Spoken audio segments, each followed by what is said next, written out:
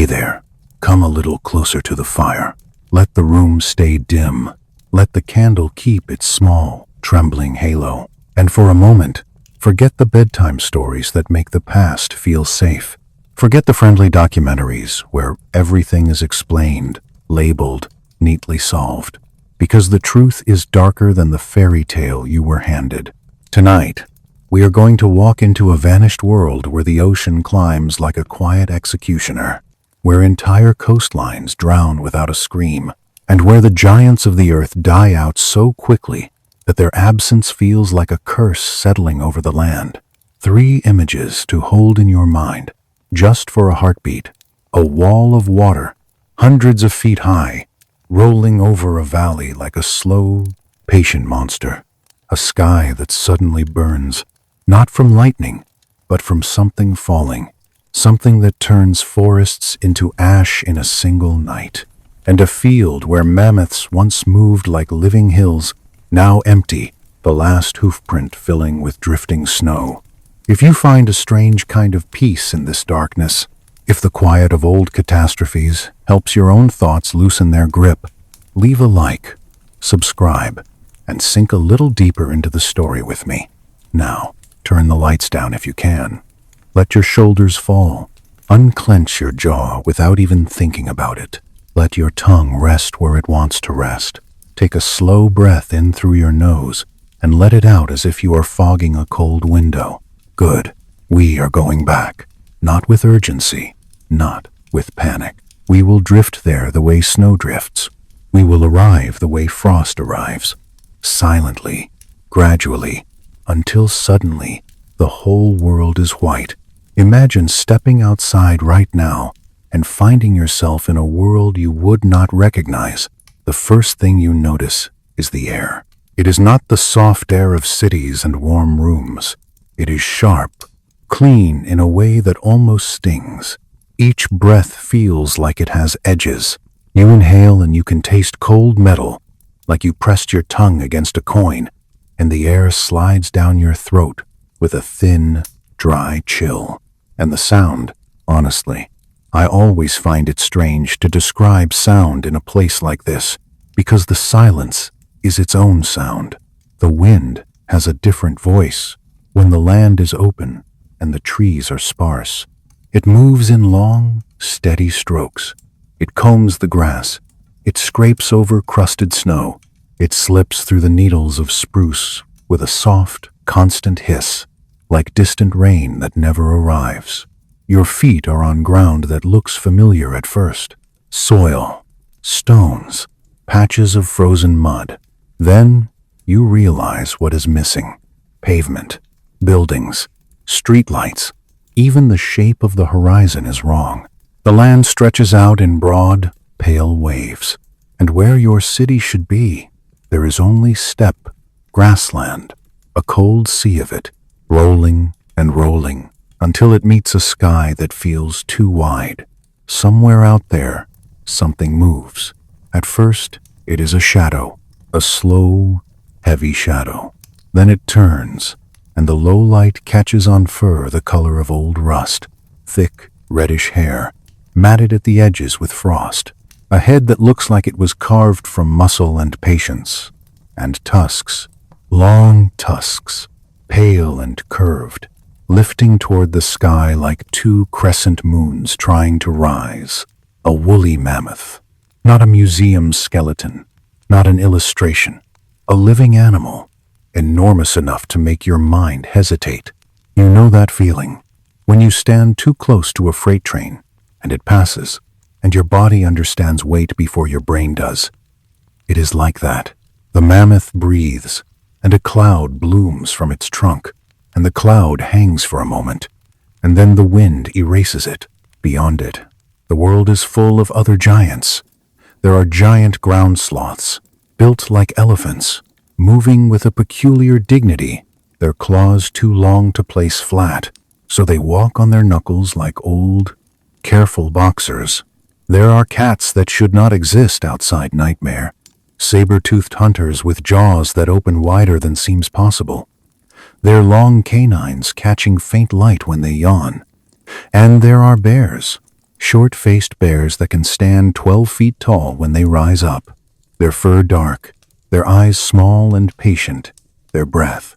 This is not science fiction. This was Earth.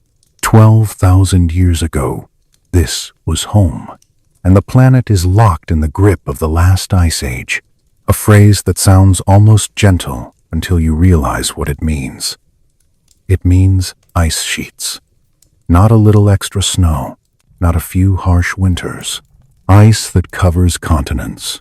Ice so thick, so incomprehensibly heavy, that it presses down on the crust of the earth like a hand pressing into soft clay. 2 miles thick in places. 2 miles. Stack 7 Empire State Buildings on top of each other, and you still have not reached the surface. When I picture that, I feel a kind of quiet awe that borders on fear, because it means the land itself is being forced downward. The earth is being reshaped, slowly, under weight. And even now, long after most of that ice has melted, the land is still rising back up, rebounding, like a body trying to stand after being pinned. North America, buried beneath the Laurentide ice sheet, is not the land you know. The ice stretches from the Arctic Ocean down toward where New York City will one day stand. Europe, too, is pressed under the Scandinavian ice sheet, grinding mountains into valleys, carving fjords that will become famous landscapes long after the ice is gone. The Alps wear their own caps, glaciers reaching out like frozen fingers. Siberia holds vast fields of ice, and yet, in some places, the cold is too dry to build glaciers the way you might expect. All that ice has to come from somewhere. Water does not appear out of emptiness. The glaciers are built from ocean water, evaporated, carried inland by storms, and dropped as snow that never melts. Year after year, century after century, for thousands of years, the oceans are being mined to build mountains, and the result is something that quietly changes everything. Sea levels drop, not by inches, not by a few feet, by roughly 400 feet. Think about that for a moment, slowly. 400 feet is a 40-story building. It is the height of a cliff that would make your stomach tighten if you stood too close to the edge. And the ocean is pulled back by that much, exposing land that no modern person has ever walked. The coastlines of every continent look completely different. Beaches and ports and seaside cliffs do not exist the way you know them. They are inland, sometimes hundreds of miles inland. Continental shelves that today lie under a few hundred feet of water are dry land, plains, river valleys, forests, entire landscapes that have been underwater for 12,000 years. Between Britain and mainland Europe, there is no English Channel. There is Doggerland, a broad plain with rivers and lakes and low hills, rich hunting grounds under an open sky. You can almost imagine the smell of wet earth after a brief thaw, the reeds whispering at the edge of a lake, the distant calls of birds that no longer exist. And even now, fishermen pull up stone tools from the North Sea, artifacts from a drowned world, cold in the palm, slick with salt and time. Between Siberia and Alaska, there is the Bering Land Bridge, not a narrow crossing but 1,000 miles wide, a subcontinent in its own right. And in Southeast Asia, the islands you think of as separated are connected. Indonesia, Malaysia, the Philippines, stretched into a vast landmass called Sunda. You could walk from Bangkok to Borneo without getting your feet wet. Imagine that. A journey over land where today there is only water and depth and the slow blue sway of the sea. This world is full of giants because the world itself is larger, in a way. More land, more space, more corridors to walk, and the animals have evolved for this cold, for this broad open steppe, for seasons that swing hard between brutal winter and brief, sharp summer. Woolly mammoths move in herds, not as rare curiosities, but as a common presence. Like bison once crossed the American plains, their footsteps compress snow with a heavy, muffled crunch. Their bodies carry warmth, and when they gather close, the air around them looks slightly hazy, as if the world is exhaling through their fur. Woolly rhinoceroses, built like tanks, keep their heads low, horns ready, their breath steaming in slow, stubborn puffs. Glyptodons, armored like living boulders, lumber along, their shells dusted with snow. Dire wolves hunt in packs, their paws silent, until suddenly they are not silent. Until suddenly the snow erupts with movement and teeth, and there are humans, not the cartoon of a cave dweller, not the stereotype of someone barely surviving, but people with knowledge and skill and patience. People who know how to read weather by the taste of the air. People who know where the animals will move when the wind changes. People who sew tailored clothing from skins, using bone needles and sinew thread. Their fingers numb sometimes, their breath fogging over their work, but their hands steady, because steadiness is survival. In places where wood is scarce, they build shelters from mammoth bones and hides. Imagine the sound of a hide stretched tight, the creak of sinew, the low murmur of voices inside as the wind pushes against the walls. Imagine the smell of smoke caught in fur, the taste of fat on the tongue, the soft crackle of a fire made precious by effort. They create art. They carve figurines small enough to fit in a palm. They paint cave walls with animals so vivid that even now, tens of thousands of years later, we look at them and feel something stir in our chest. I always feel a little humbled by that. It reminds me that the people of the Ice Age had minds like ours. They worried. They hoped. They watched their children sleep. They told stories in the dark. And for a long time, this world is stable in its harshness. The glaciers advance and retreat a little with natural cycles, but the overall pattern holds. Ice in the north, cold grasslands in the mid-latitudes, tropical regions squeezed closer to the equator. Generation after generation lives within these rules.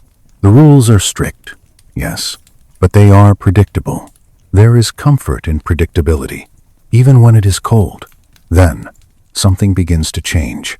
Not in a single dramatic moment at first, not with a thunderclap. The kind of change that ends worlds often begins like a whisper. A spring arrives a little earlier than it should. Snowmelt runs longer. The edge of the ice looks wetter. Streams cut deeper channels. A valley that was usually dry holds water longer into summer. The elders notice.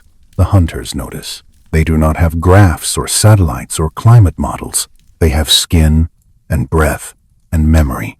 They know when the wind tastes different.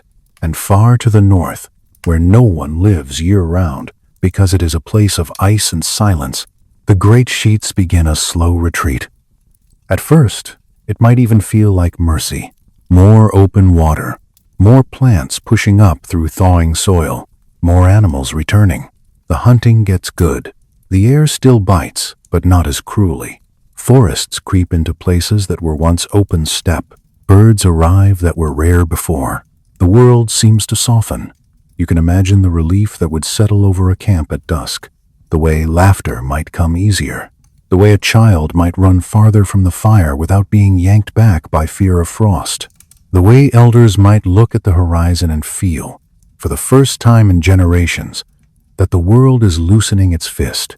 And still, in that softness, there is a shadow, because when ice melts, it does not vanish.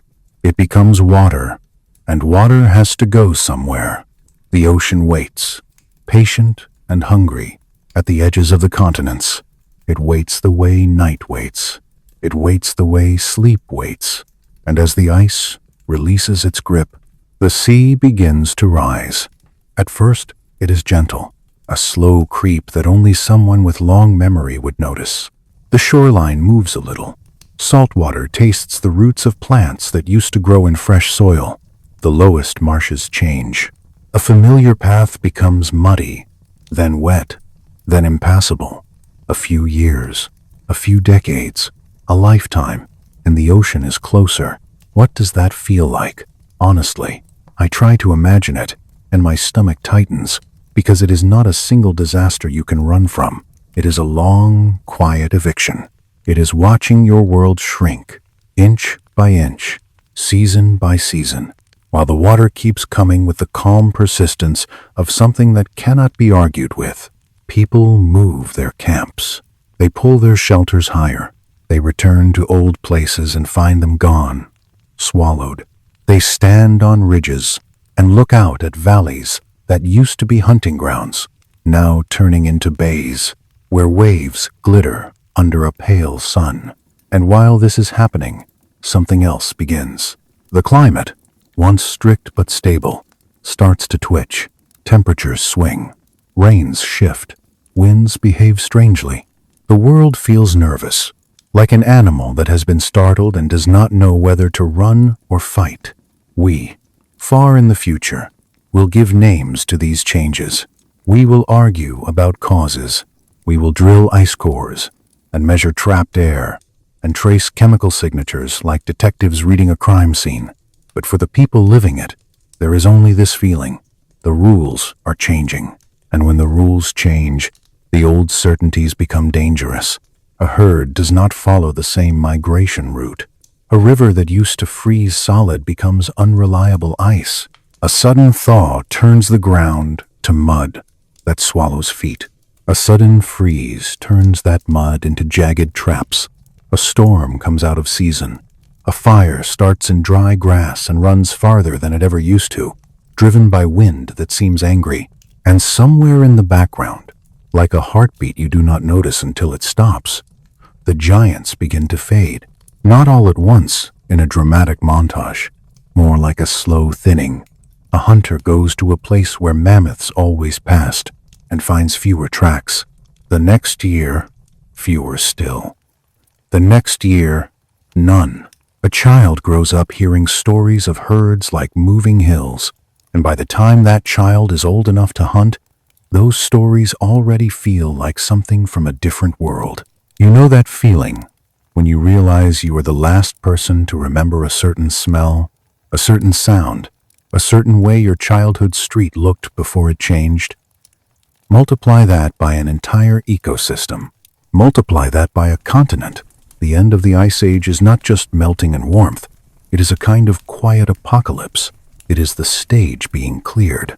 And if you listen very closely, if you let the crackle of the fire in this room blend with the imagined crackle of ice breaking far away, you can almost hear it begin. A deep, low groan, ice shifting, water moving, the world waking up and preparing to drown what came before. Just breathe with me for a moment. In, slow, out, slower. Good. Because in the next part, we will look at the story people tell to make this ending feel orderly, and we will notice, gently, where the order begins to fracture. The fire keeps breathing beside us, and I want you to imagine that the sound of it is the sound of time itself. A small crackle, a soft collapse, one ember dimming, another brightening. That is what centuries are like when you are far enough away. So let us do something gentle and patient.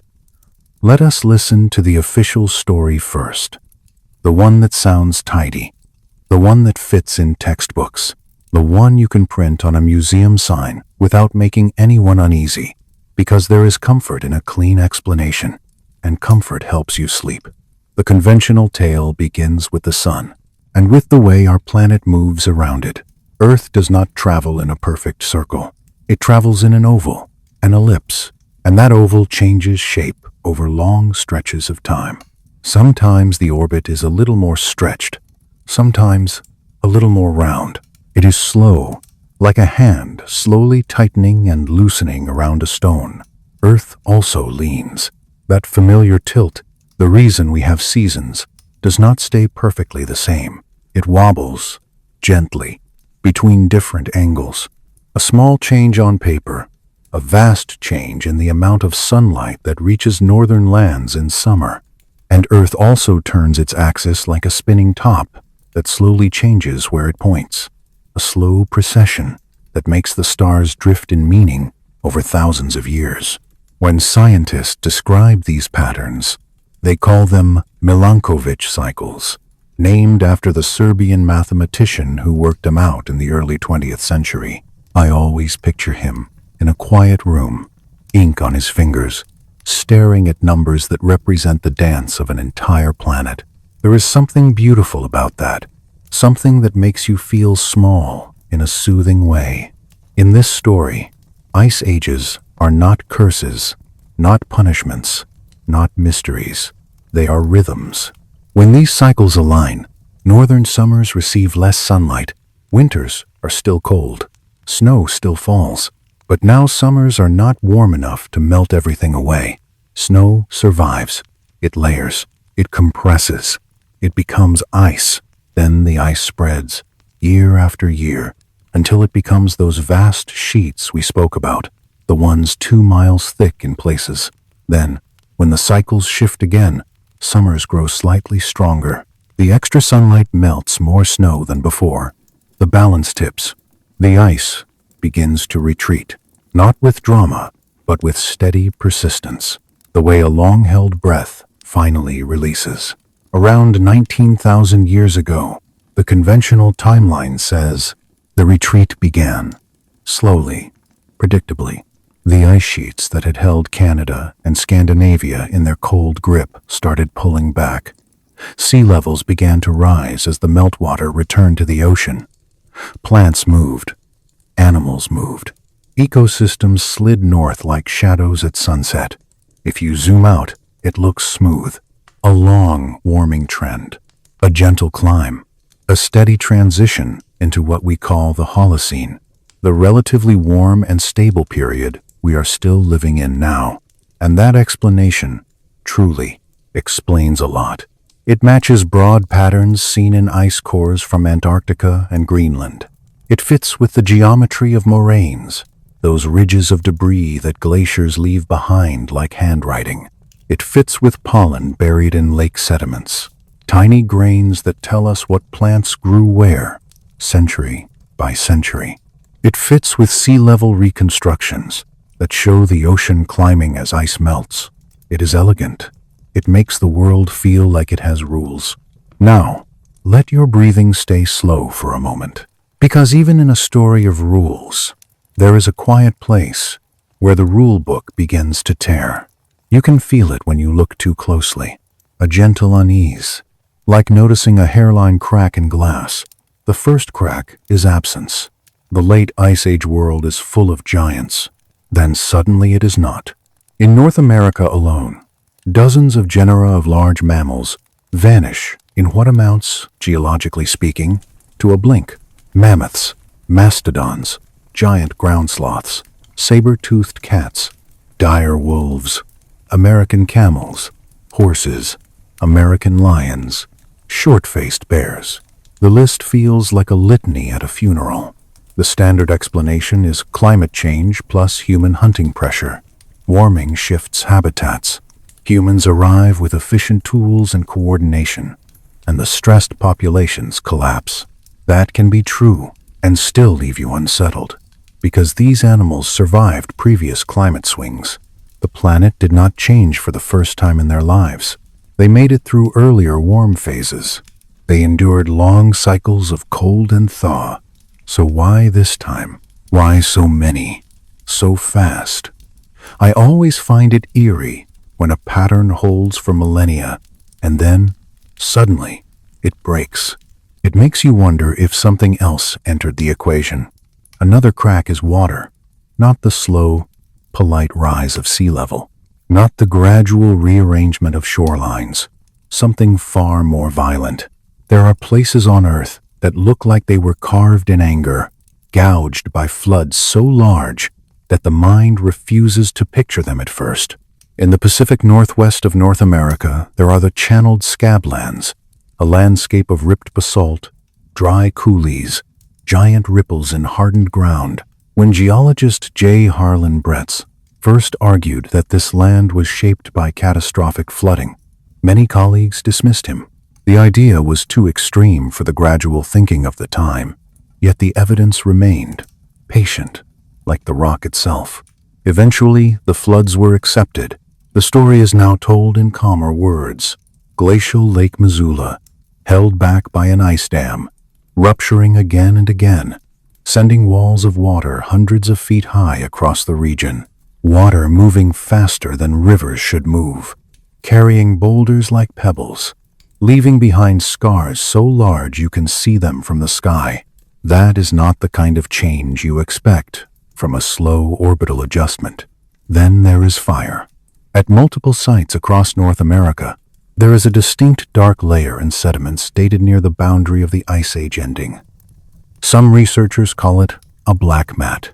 It is rich in carbon, full of tiny spheres that look like they were formed in extreme heat.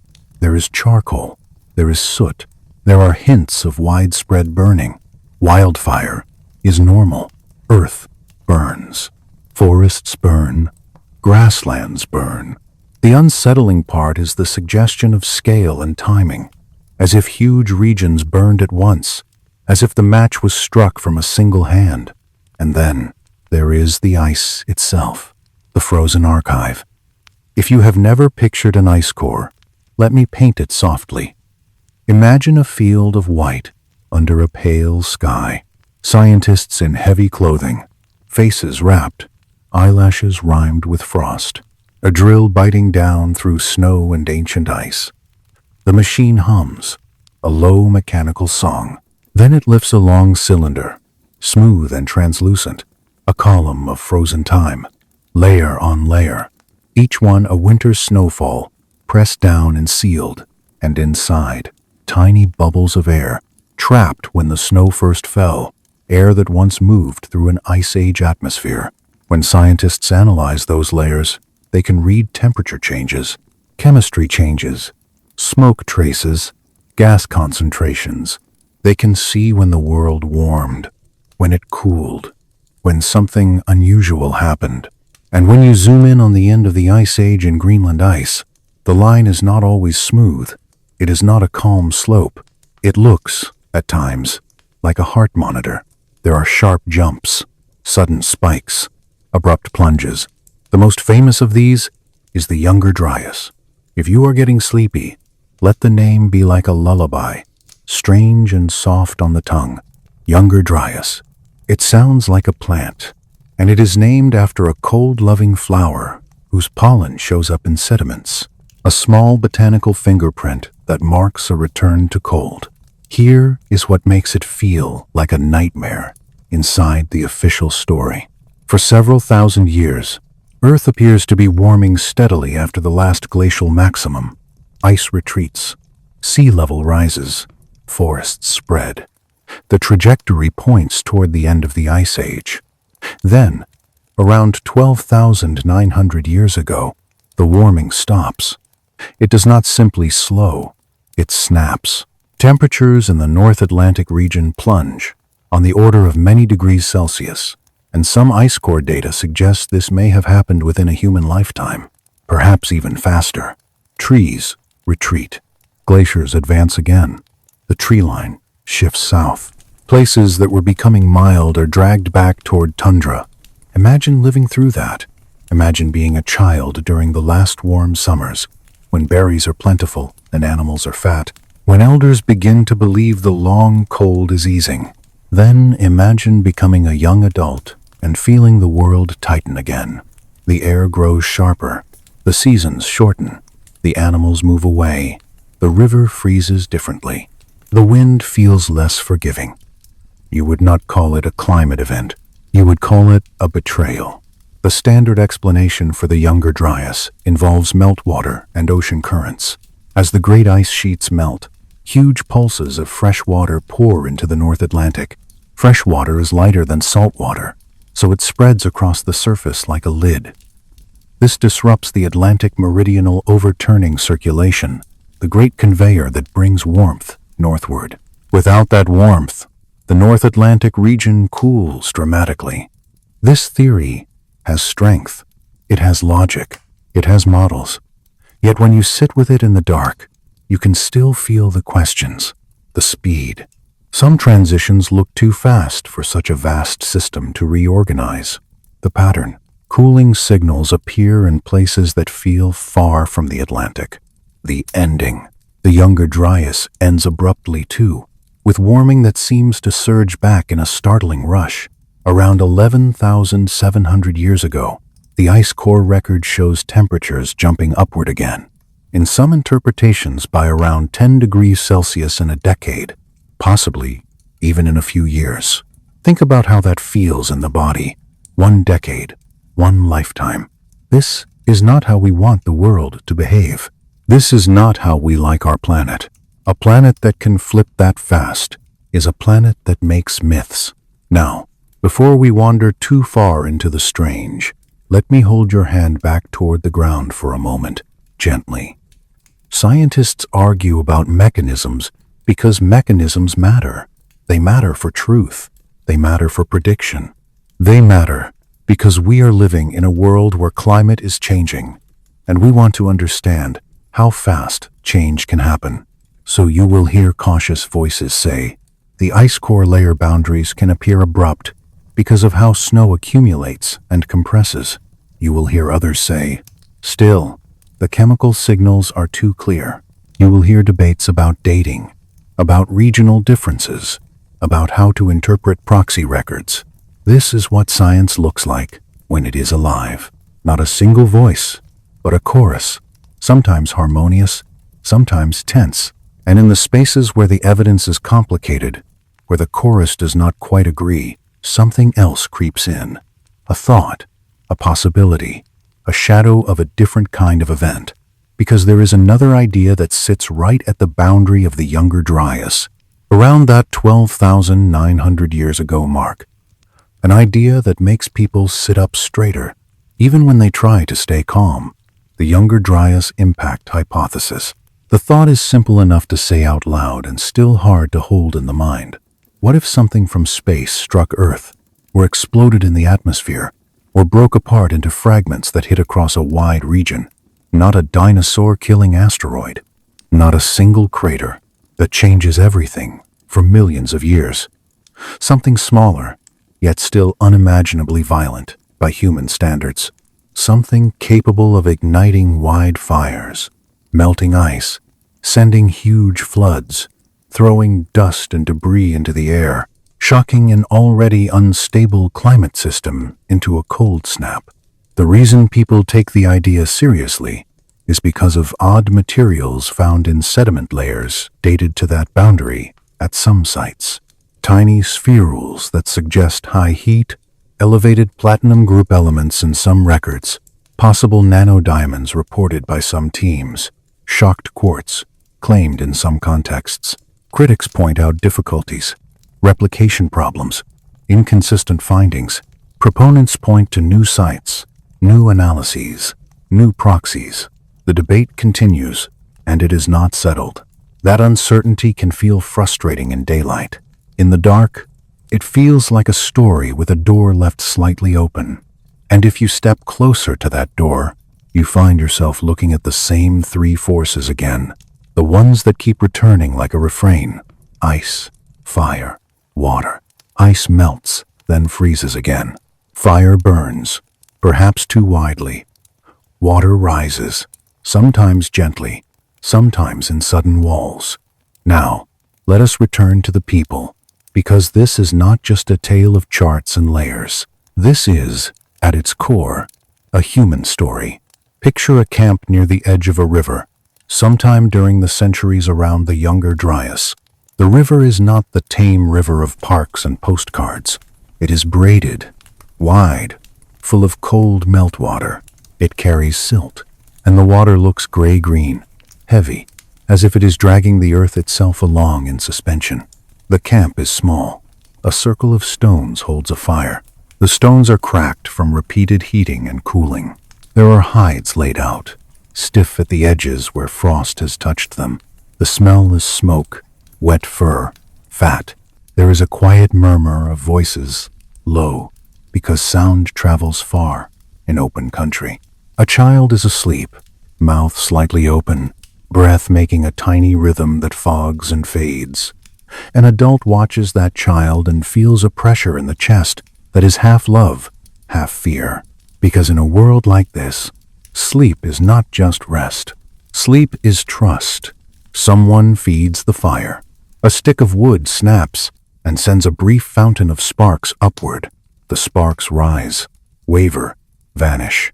The person watches them and maybe thinks of stars, because the stars are constant when the ground is not. I always find it moving that the people of the Ice Age must have stared at the night sky as much as we do. They had more darkness, less artificial light, so the stars would have been thick. The Milky Way would have looked like spilled ash across black velvet.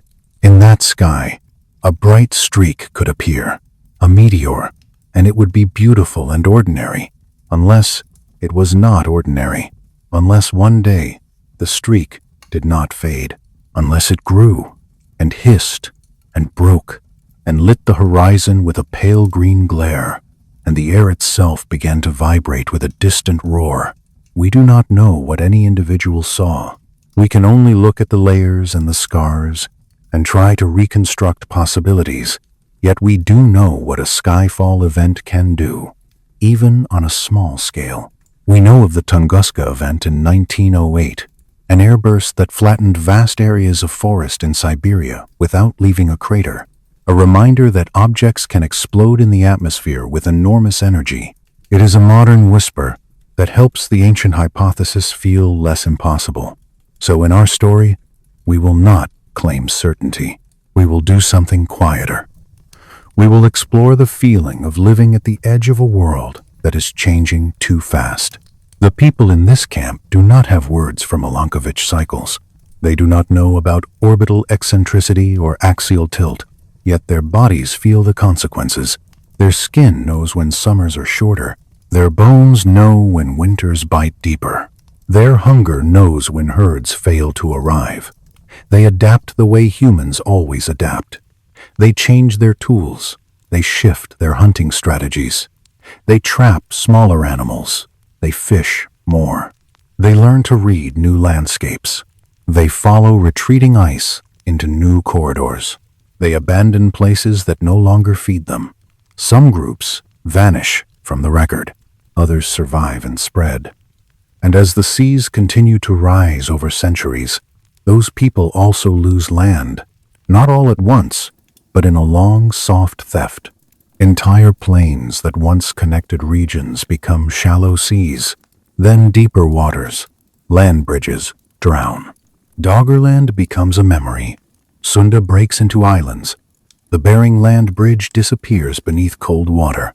If a community lives near those coasts, their camps, their hearths, their tools, their graves are swallowed, not with drama, but with silence.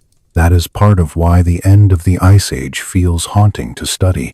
So much is missing because the ocean took it, and in that missing space, myths can grow. Flood stories, fire from the sky stories, stories of an old world lost, a new world beginning, stories that sound like religion, like poetry, like warning. We are not going to decide tonight whether those myths are literal history or symbolic memory. We are going to do what a good sleep story does. We are going to let the questions be soft. Let them float. Let them fade into the background like the crackle of the fire. Stay with your breath now. In, slow, out, long. Feel how your body does not need to solve anything to rest, because in the next part, we will take one of these mysteries, one thread, and pull it gently. We will follow the water as it rises. We will follow the ice as it breaks, and we will listen for the quiet moment when the world that felt eternal suddenly realizes it can end. Tonight, let the fire stay low. Let it make that gentle, papery sound, as if old pages are turning by themselves. I want you to picture the ocean as it was then. Not the ocean you know, but the ocean pulled back like a curtain. The shores far away. What you call coastline is a wide plain of sand and grass and river mouth mud, laced with channels that glitter under thin sunlight. Gulls circle, but their calls feel sharper in the cold air, and their wings flash like quick knives. People walk there. They walk where you would now need a boat, and they do not know it is borrowed land. You know that feeling. When you set your cup on a table and only later realize the table is wobbling ever so slightly? That is what the end of the Ice Age is like. At first, the world seems stable. The sea is far. The land is generous. Rivers wander slowly across open ground. Camps return to the same places season after season. The same bend in a river. The same sheltered hollow behind a ridge. Then the table starts to tilt. The ice releases water, and the water collects in places that were never meant to hold it. Great lakes form behind walls of ice. Enormous bowls filled to the lip, held back by dams that are not stone but frozen time. The surface of those lakes can look calm, even beautiful. Wind can brush it into small ripples, and those ripples can catch light like scales on a fish. But the calm is a mask. An ice dam is not a mountain. It is a temporary wall, a pressed-together promise. It creaks, it groans, it sweats. It fractures in ways you cannot see from shore, and when it fails, it does not politely leak. It lets go. Try to imagine the first moment of collapse. A low crack, so deep you feel it in your teeth. The kind of sound that makes birds lift at once, startled, then a rushing that grows into a roar. The water surges, not as a river, but as a moving cliff, dark with silt, carrying ice blocks the size of houses, carrying trees torn out with their roots, carrying stones that bounce and grind and spark in the chaos. If you were standing nearby, you would not have time to understand. You would have time only to run, and even running might be a prayer more than a plan. This happened more than once in North America, where glacial lakes like Missoula and Agassiz formed and drained in catastrophic pulses. Water walls, hundreds of feet high, tore across valleys, carved channels into rock, left behind landscapes that look shredded, as if the earth itself had been scraped raw. It is hard to hold that in the mind, because it is too big. Our brains are built for storms, not for continent-scale floods. Still, the evidence is there. Dry coulees, giant current ripples frozen in stone, erratic boulders dumped far from where they belong, like toys dropped by a careless giant. And while some floods were sudden, the sea itself kept rising with a slower cruelty. 400 feet of rise, spread across millennia, sounds almost gentle until you place a human life inside it. Imagine your grandmother pointing toward a line of trees and saying, "The water used to be beyond that." Imagine your mother saying, "No, it used to be beyond that next ridge." Imagine you, as an adult, walking with your child and realizing the old ridge is now an island, a dark hump in gray water. A world can drown without a single dramatic day. It can drown one cautious step at a time. People move inland. Some do it early, sensing change. Others do it late, clinging to familiar fishing spots, familiar shell beds, familiar river mouths where salmon flash upstream. They pack hides, tools, sleeping skins, and they leave behind things that cannot be carried. Stone hearth rings, heavy grinding stones, the places where their dead were buried, the memory of certain winds, and sometimes the sea does not wait politely for them to decide. A storm comes from the wrong direction. A tide pushes higher than usual. A shoreline that has already been softened by rising water collapses.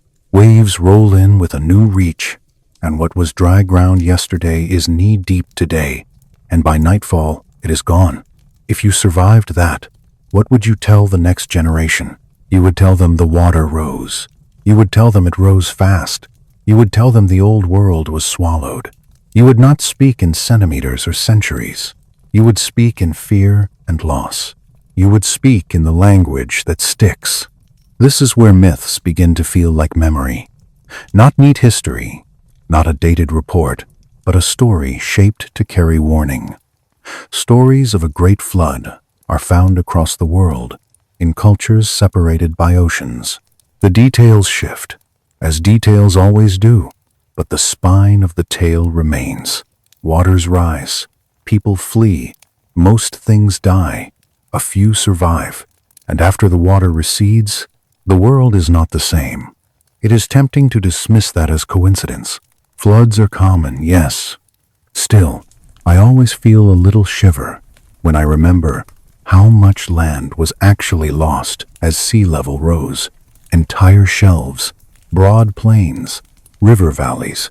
If early people favored coasts, and they did, because coasts feed you, then the ocean did not just reshape maps, it erased homes, and erasure leaves a mark on the mind. In the quiet hours, you can almost see it, a small band watching the horizon from high ground.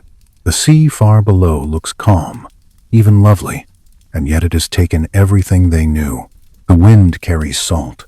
It also carries the faint smell of rot from drowned forests, trees killed where they stood as the water rose around them. There is a strange sound too, a hollow knocking as waves push floating logs against each other. Someone speaks, softly, not to frighten the children, but to hold the adults together. They tell a story about why the water came. They give it a reason, because reason feels safer than randomness. They say the world was wicked, or careless, or disrespectful. They say the sky was angry. They say the gods turned their faces away. The exact reason matters less than the comfort of having one. And while stories form, people keep living in the shifting world. They follow rivers that are newly born from meltwater. They walk across ground that is still rising after the ice has left it. A slow rebound you can't see, but can feel in the way shorelines tilt and change. They learn new routes as old ones drown. They trade shells inland and inland stones back toward the sea, carrying little pieces of vanished coasts in their hands. If you listen closely, you can hear the rhythm of it. Loss, then adaptation. Loss, then adaptation. Let that rhythm slow your thoughts. Let it be like breathing. In, the world changes. Out, the people adjust. In, the sea climbs. Out, the fires are relit on higher ground. And somewhere beneath the rising water, the old camps go quiet, the hearthstones cooling for the last time, the footprints filling with silt, the story sinking into darkness, waiting to be found in a fisherman's net or in a myth told by candlelight. Just rest with that image now, softly, as the waves keep moving and the night keeps holding. Let me linger with you on one small piece of that drowned world, because big numbers can make the heart go numb. Picture a camp on a low bluff above a river mouth.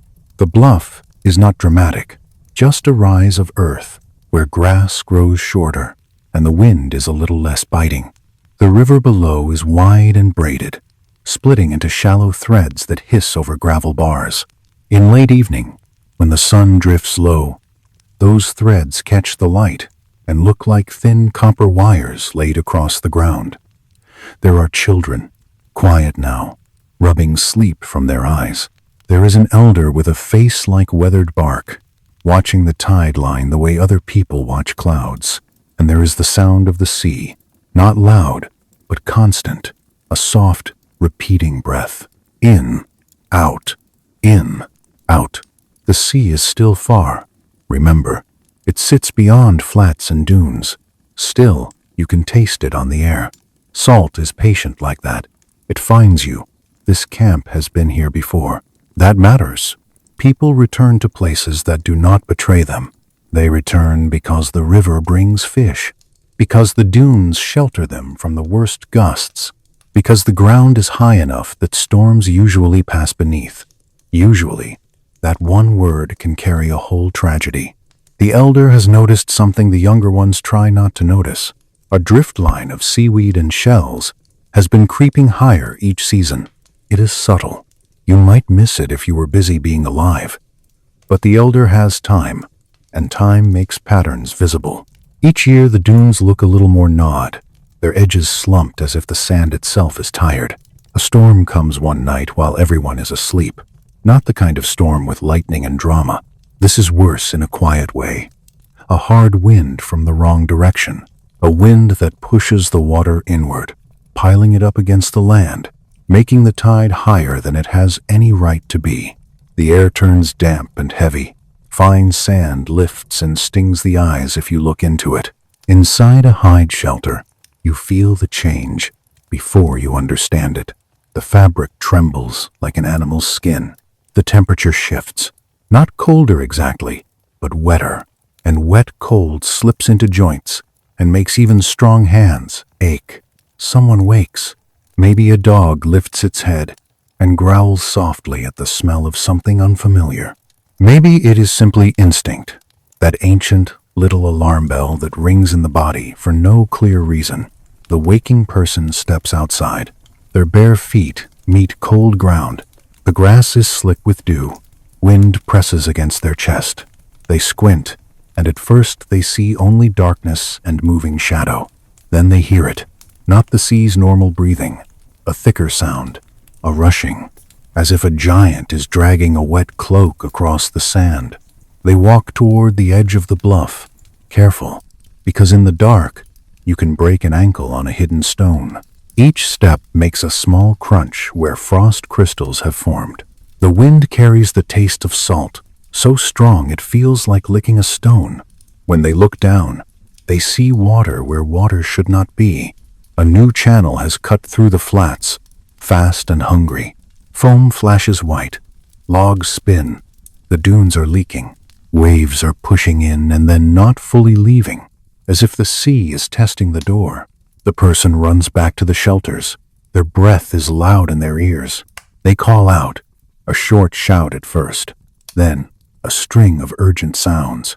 People tumble awake, confused, pulling on skins, grabbing children. They have practiced this, not exactly, but in the way every group practices escape without naming it. When the river floods, when a predator comes too close, you learn what to carry, what to leave, how to move together. Still, there is a moment of hesitation. Someone reaches for a heavy stone tool and realizes it is too heavy. Someone looks back at a mound marked with shells, and their throat tightens. Someone thinks, just for a heartbeat, maybe it will stop. Then the sea answers. A wave hits the base of the bluff with a dull boom. Earth shudders. A chunk of sand collapses. The camp edge crumbles like bread. Now there is no question. They climb. Up the slope behind the camp, toward higher ground, toward darker inland hills. The wind follows. The children cry, not loudly, but in that small, broken way that makes the chest hurt. Adults murmur soothing words that are half lies and half prayers. It's fine. We're fine.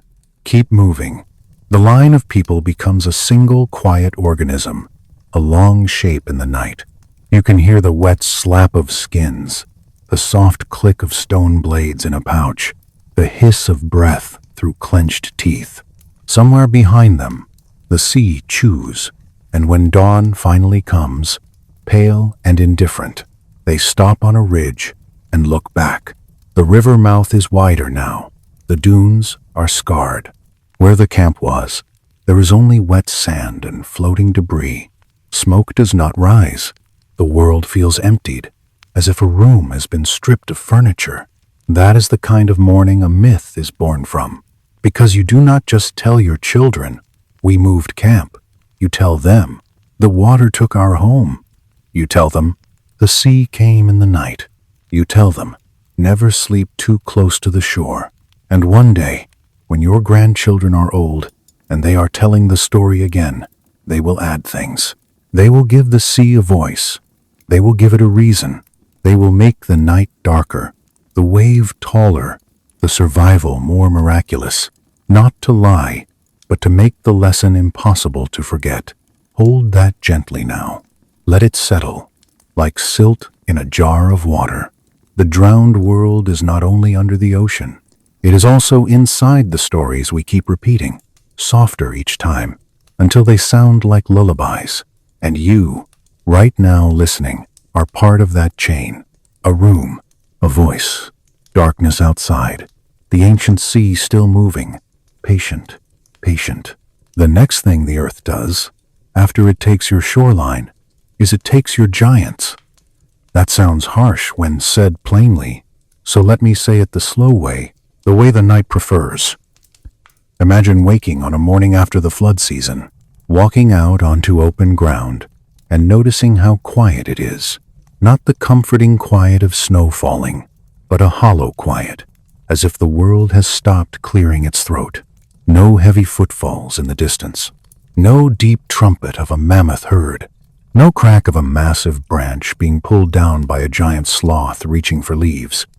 Just wind and your own breath. I always find that kind of silence unsettling. You know the feeling, right? When a familiar machine in your home shuts off, and you suddenly realize you had been using its noise as proof that everything was okay. The late Ice Age had its own familiar machine. Megafauna, big bodies moving through grasslands, herds shifting like slow weather, predators following, patient and brutal. Then, within what amounts to a blink, the machine stops. Mammoths, mastodons, dire wolves, saber-toothed cats, American lions, short-faced bears that could look you in the eye while still on all fours. Giant ground sloths, built like living fortresses. On some continents, the losses were different, but the pattern repeats. The large ones vanish first, as if size itself became a curse. The bones tell us they were real. Cut marks on ribs, stone points lodged where flesh once held them, tracks preserved in ancient mud. Even the shape of certain valleys, grazed and trampled for millennia, seems to change when the herds disappear, and the timing is strange, because the climate was not behaving like a gentle dial being turned. It was behaving like a nervous hand flipping switches. Warm years, then a sharp plunge into cold, then, even stranger, a sudden climb out again. In Greenland ice cores, you can see those shifts, written as chemistry, as tiny changes trapped in layers, like breath held in glass. One period stands out like a bruise, the Younger Dryas, around 12,900 years ago. Warming stalls and the north snaps back toward glacial cold. Forests shrink, winds dry out certain regions, herd routes change. People who thought the world was finally softening find their fingers cracking again from cold, find water freezing where it used to run, find the old hunger returning with a familiar face. And then, around 11,700 years ago, the cold releases its grip almost violently. Temperatures leap upward in what may have been a decade, maybe less. It is hard to picture a decade as a knife, but that is how it looks in the data. One thin line, and on the other side, an entirely different world. If you were living through that, you would not call it climate variability. You would call it the sky losing its mind. This is where the story turns shadowy, because the evidence has edges that do not fit neatly, and people argue about those edges in the way scientists argue. Carefully, fiercely, with numbers and samples and long nights in labs. There is a layer, found at many sites dated to that boundary, dark and carbon-rich, sometimes called a black mat. In it, some researchers have reported strange things, tiny glassy spheres that suggest intense heat, spikes in certain metals, microscopic diamonds that form under extraordinary pressure. Not every site shows every proxy. Not every team agrees on what they mean. Still, it is hard to ignore how often fire appears in the sediment record right around the time the world was flipping. So, the mind wanders to a disturbing possibility. Something from the sky, a comet fragment, a debris swarm, an airburst high above an ice sheet. Not a dinosaur-killing impact, maybe, but enough to ignite dry grasslands, enough to send soot into the air, enough to shock an already stressed system, enough to turn a rough transition into a crisis. If it happened, the night would have been bright. Not pretty bright, not festival bright, bright like a door opening on a furnace. A sudden flare on the horizon, a heat you feel on your face even before you hear the sound. Then the shock wave, a rolling pressure that snaps trees and flattens brush, and knocks birds out of the sky. After that, fires running, not crawling, but running across steppe, eating everything that can burn, leaving behind a scent like bitter resin and charred hair. And then, after the flames, the water. Because when you hit ice with violence, you do not get a polite trickle. You get steam. You get meltwater surges.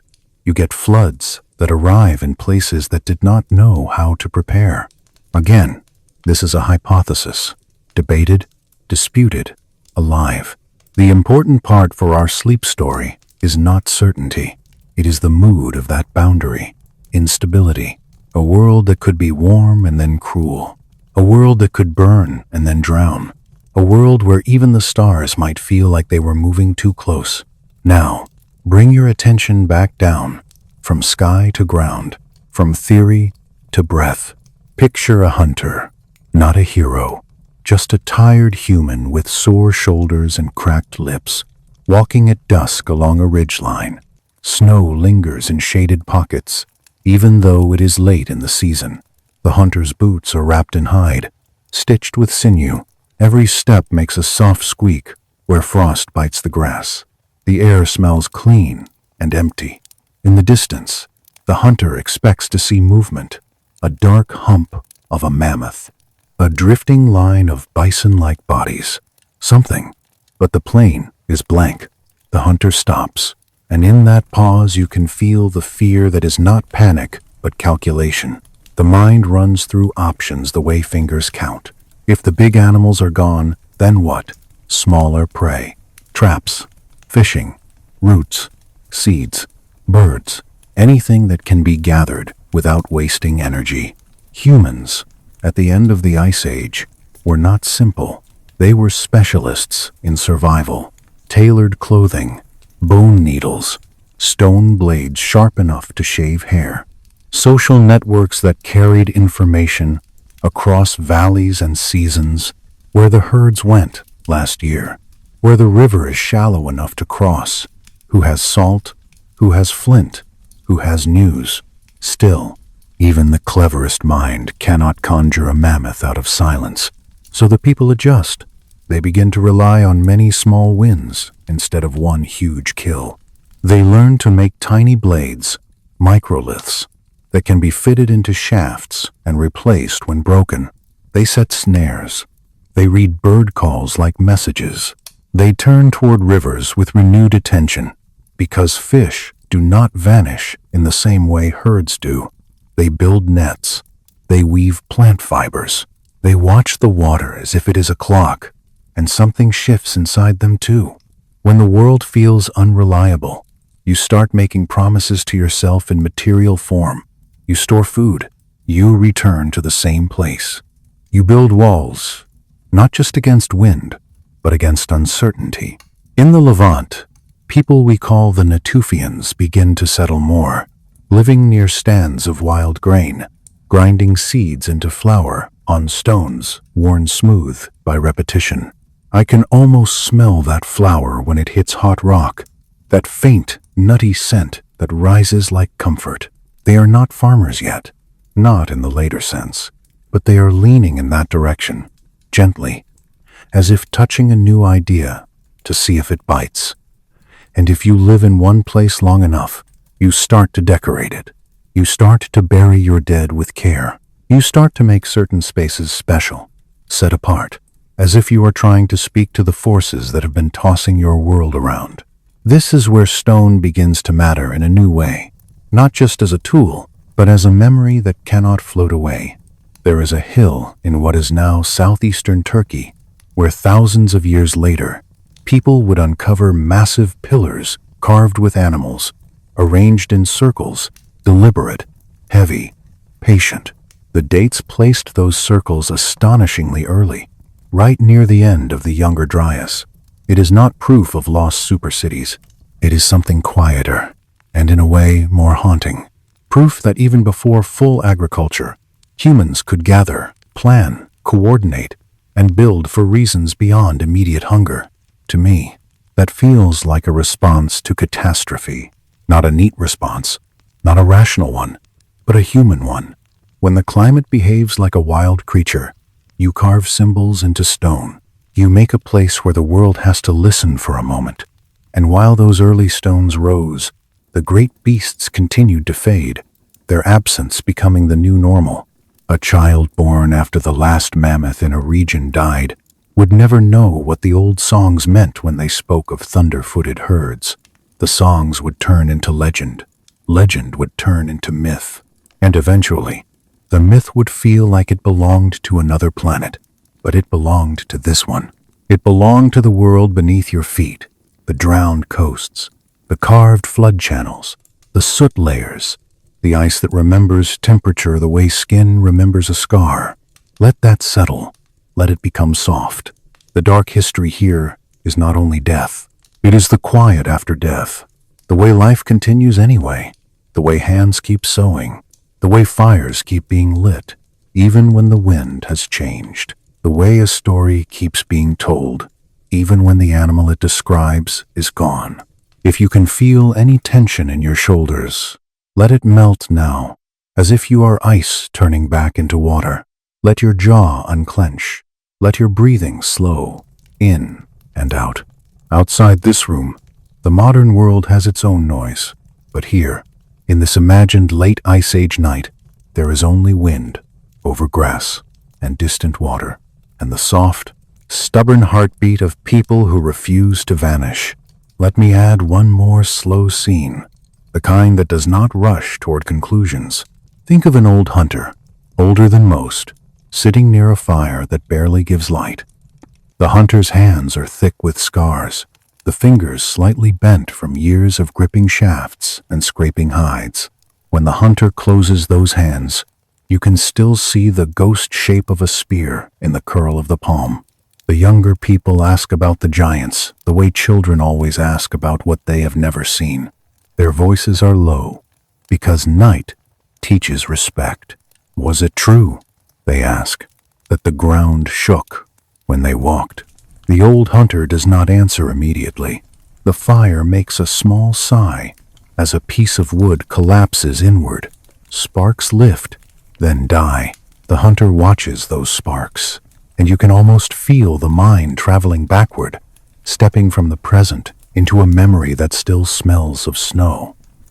At last the hunter speaks, and the words come out slow, uneven, human. Truthfully, yes, sometimes, when a whole herd crossed hard ground, you felt it in your knees, like distant drums. The old hunter tells them about a day long ago, when the air was so cold it seemed to ring. A mammoth herd moved across the steppe, reddish fur catching sunlight, tusks curved up like pale moons. The hunters did not chase like wolves. They planned. They waited near a narrow place where the earth dipped, where a crust of ice covered mud. They knew a huge body could slip. They knew panic would do the rest. They used voices, stones, firebrands. They made the herd turn. For a moment, the ground became chaos. Heavy breaths, the crack of ice, the wet sucking sound of mud grabbing at feet, the sharp alarm calls of calves. One mammoth fell, not elegantly, but with a sound like a tree breaking in half. Then the whole world went still, because everyone understood what had just been taken. Afterward came work, cutting hide with flint so sharp it whispered, warm steam rising from the opened body into air that wanted to freeze it, blood darkening the snow, everyone moving with focused silence. Then the old hunter's face tightens, because the memory breaks where the giants begin to thin out. And then, the hunter says, we walked for days and saw none. We walked again the next season and still none. We began to dream of them, and waking felt like hunger. The younger listeners stare into the fire. One of them swallows. Someone pulls their cloak tighter, as if the story itself has cooled the room. This is how extinction enters the human world, first as absence, then as disbelief, then as a new ordinary. And at night, when the wind carries the scent of distant smoke from a burned hillside, they tell stories with careful voices. They speak of the time the water rose, or the time the cold returned. They do not always agree on details. No one does. Still, the feeling stays consistent. The world can change quickly. Pay attention. Even when tired now, if you let that feeling soften, it becomes something like wisdom, a quiet readiness, a calm respect for forces larger than any one person. Let your own body borrow that calm now. Nothing is chasing you. Nothing is asking you to run. The only movement you need is the gentle rise and fall of your breath, like a small tide within your chest. Tonight, let us move from the empty plains to a different kind of ruin. Not bones in the soil, but stories in the mouth. If you listen to people long enough, across enough lands, you start hearing the same warnings spoken in different languages. Water rose. The world broke. A few survived. The rest became silence. I know. It sounds like coincidence. Floods are common. Rivers overflow. Storms arrive. Coasts erode. Still, I always feel a little chill when the patterns line up too neatly. Not neat like a textbook, but neat like a recurring nightmare. Close your eyes and picture a room without walls, a wide night sky, and a circle of faces lit from below by fire. Someone speaks, slowly, because the tale is old, and it must be handled gently. Children lean in, adults stare past the flames, listening as if listening could keep the sea away. In Mesopotamia, the story becomes Utnapishtim in the Epic of Gilgamesh. A man warned, a boat built, birds released into damp air to seek land. In later retellings, the names change, the morals sharpen, and the flood becomes punishment, or cleansing, or both.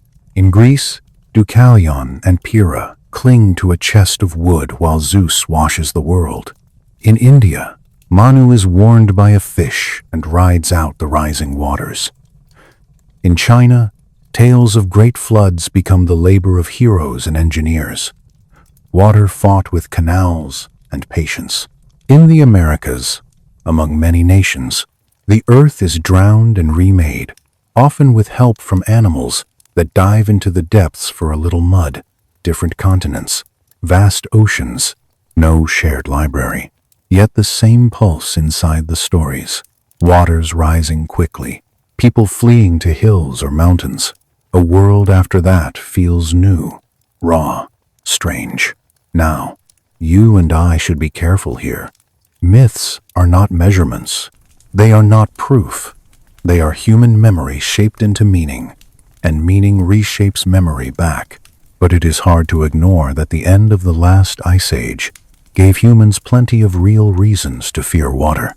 Sea level rose about 120 meters from the depths of the glacial maximum to the early Holocene. That is not a metaphor. That is the ocean, climbing a building 40 stories tall, then climbing again. It did not rise at one steady pace, either. Sometimes it crept. Sometimes it jumped. When ice dams failed, when great glacial lakes drained, the jumps could be violent. Think about the people living near a coast that was not your coast, a coast far out on what is now continental shelf. They would have known the sea as a distant neighbor.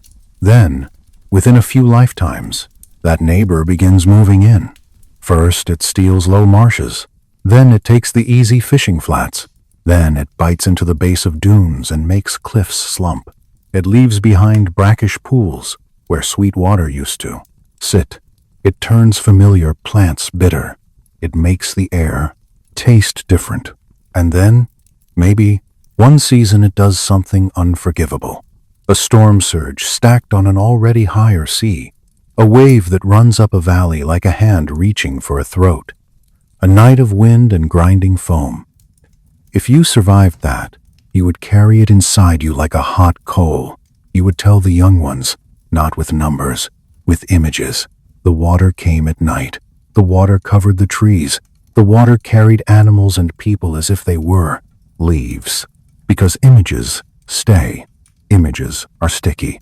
Images keep children from wandering too close to rivers when the ice cracks in spring.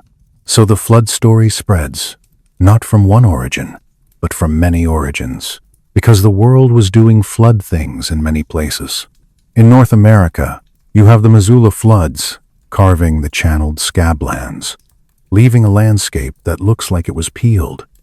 You have Lake Agassiz, vast as an inland sea, draining in pulses, pouring fresh water into the Atlantic, and possibly disturbing ocean circulation. In Eurasia, you have rivers reworking newly exposed ground, and coastlines shifting as meltwater pours in. In the region around the Black Sea, there is even a later hypothesis of sudden inundation, debated, argued, but gripping for the same reason. Humans were living on shores that could vanish. Now, come closer, and let me pick up one thread from earlier, the one that always makes the heart beat a little faster. If sea level was lower, then the places where humans like to live were different. Coasts, river mouths, sheltered bays, rich estuaries, all of it farther out, all of it now underwater. So when we ask, where are the villages from before farming? Sometimes the honest answer is, under the waves. This is not romantic speculation. It is simple geography. And that leads to the strange feeling that our picture of prehistory is missing a whole coastline of chapters. Not because someone hid them, but because water does what water does. It covers, it grinds, it erases. Still, every now and then, something pokes up through the erasure and taps us on the shoulder. A stone tool dredged from the North Sea, from what used to be Doggerland, a low plain where people hunted and gathered. A submerged forest trunk off a modern beach, older than the beach itself, an old river channel, mapped on the seafloor, cutting through what is now dark water. These are small hints, quiet hints, but they matter. And then there are the louder claims, the ones people argue about on late-night shows and in serious journals, sometimes in the same week.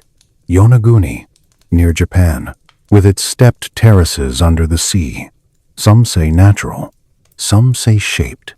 In the Gulf of Cambay, sonar patterns that looked like grids, then debates about resolution and dating and what currents can do. In the Mediterranean, drowned ruins of known age sit beside ambiguous stones that might be nothing or might be something. I do not want to sell you certainty. I want to offer you a mood.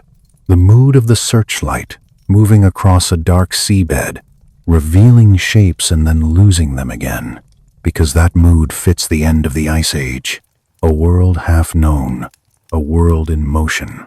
Now let us step out of the water for a moment and stand on land that is newly stable. Picture a hill in southeastern Anatolia. The wind there, dry. Grass whispers against stone. In the distance, the land rolls in soft waves of brown and green. There is a place where people return, not for food, not primarily, but for something else, a need that is harder to name. They carve pillars from limestone. They raise them. They arrange them in circles. They carve animals into the faces. Foxes, snakes, boars, birds. The carvings are crisp, intentional. The stones are heavy enough that you cannot pretend they were moved casually. When archaeologists dated this site, it landed around 11,600 years ago, right at the end of the Younger Dryas, a time when the climate was snapping back to warmth, when the world was opening like a hand. This place is often called Göbekli Tepe. It does not prove an Ice Age empire. It does something more subtle and more unsettling. It shows that people, still largely hunter-gatherers, could coordinate large labor, could build monuments, could make a sacred space before full agriculture took hold. That flips the old story. Not completely, not everywhere, but enough to make us blink. Because if you can build a temple, you can build a schedule. If you can gather people for stone, you can gather them for planting. Maybe the monument came first. Maybe the need to meet, to ritualize, to remember, pulled people into a new kind of life. I find that idea strangely tender. In the middle of climate chaos and rising seas, humans build something heavy, something that will not float away. Let your thoughts slow here. Picture the limestone cool under the hand. Picture dust in the sunlight. Picture the soft thud of stone on stone as a pillar is lowered into place. Men and women, breathing together, not heroically, just steadily. Children watching, wide-eyed, chewing on dried fruit. A dog, sleeping in the shade, unconcerned with history. And somewhere far away, the sea continues to rise, quietly, patiently. If you feel your eyelids growing heavier, that is fine. Let them. This story is not a test. It is a long, dark shoreline, and you can rest while it moves. And if you want a single human-scale scene to hold in your mind, here is one. Imagine a small camp at the edge of a bay that does not exist on modern maps.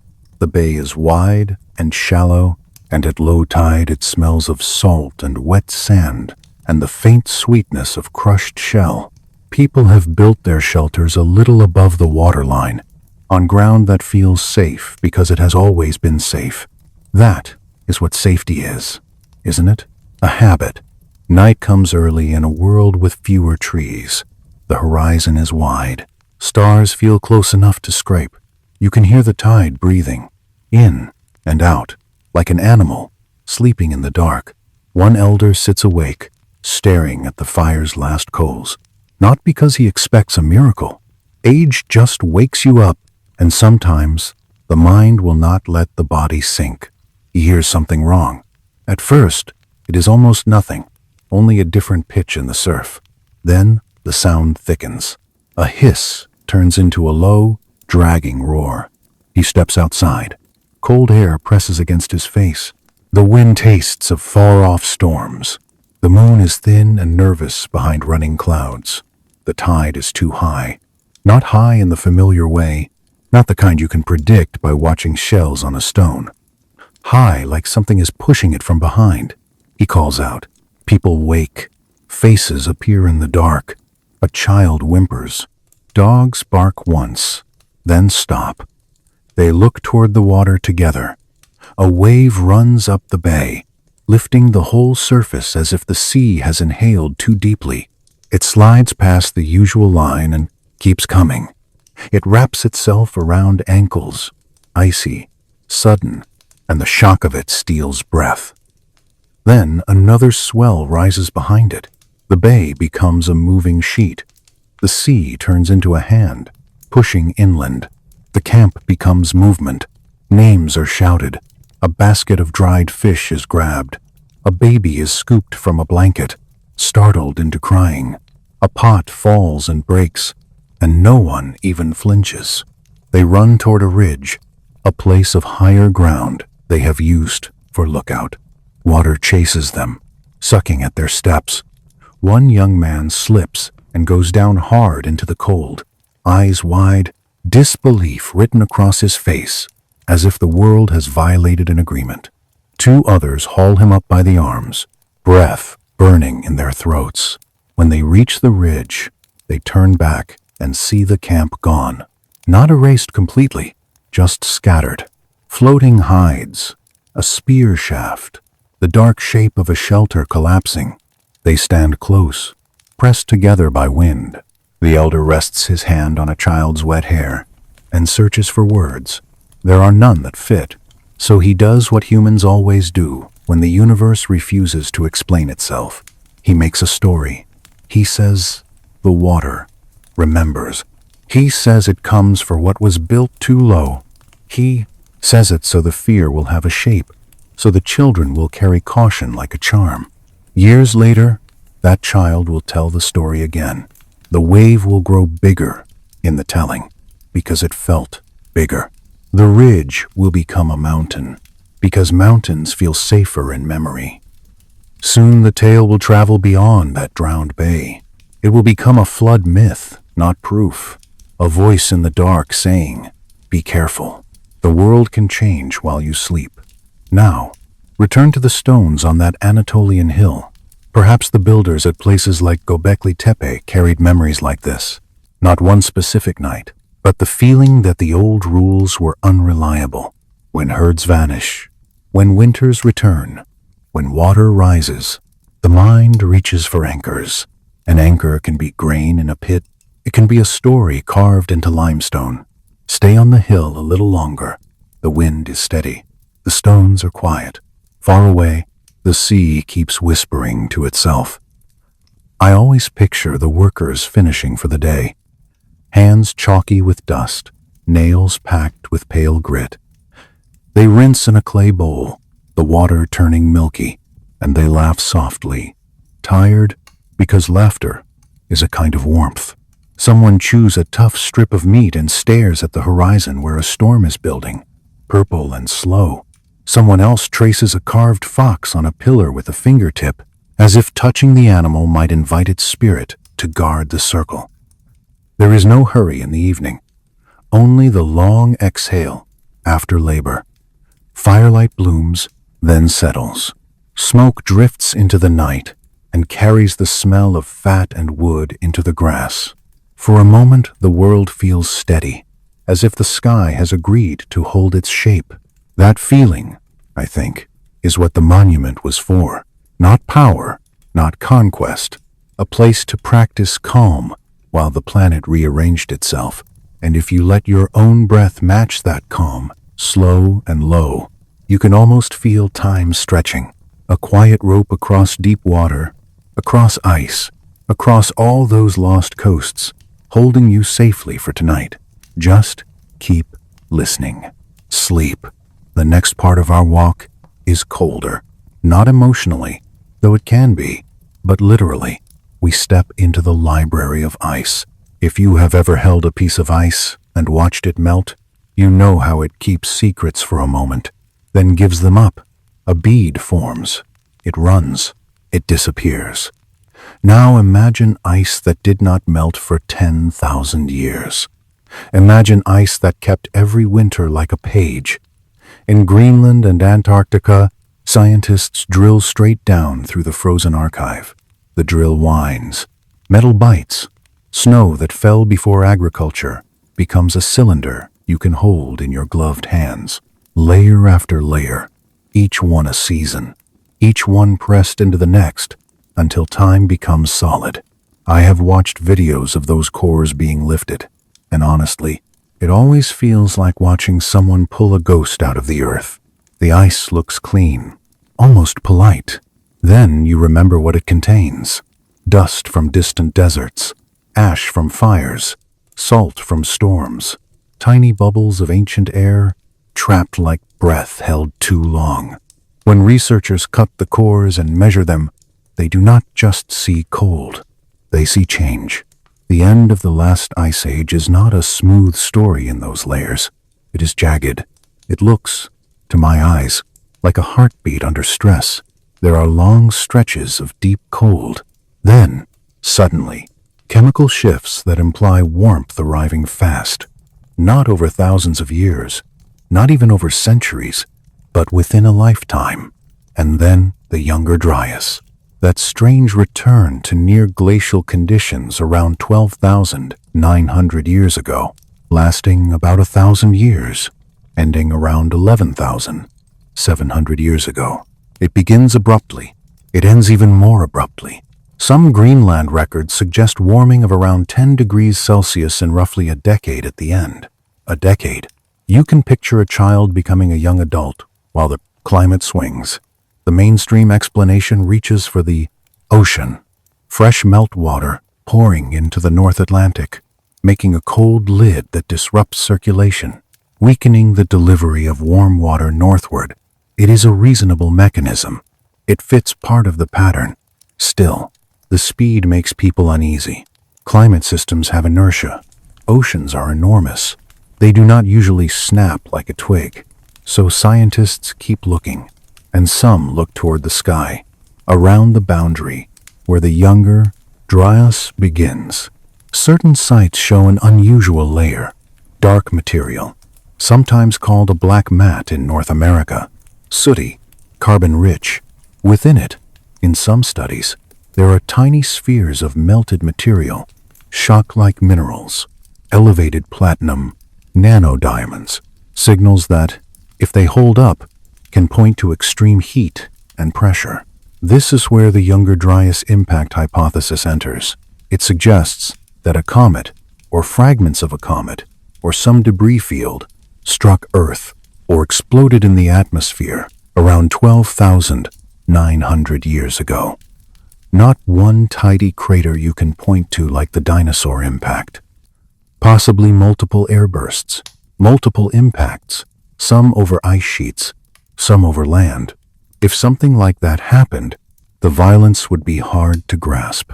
A flash bright enough to turn night into day, a shockwave that flattens forests, heat that ignites dry grass in minutes, ice vaporized into the sky, water launched as steam.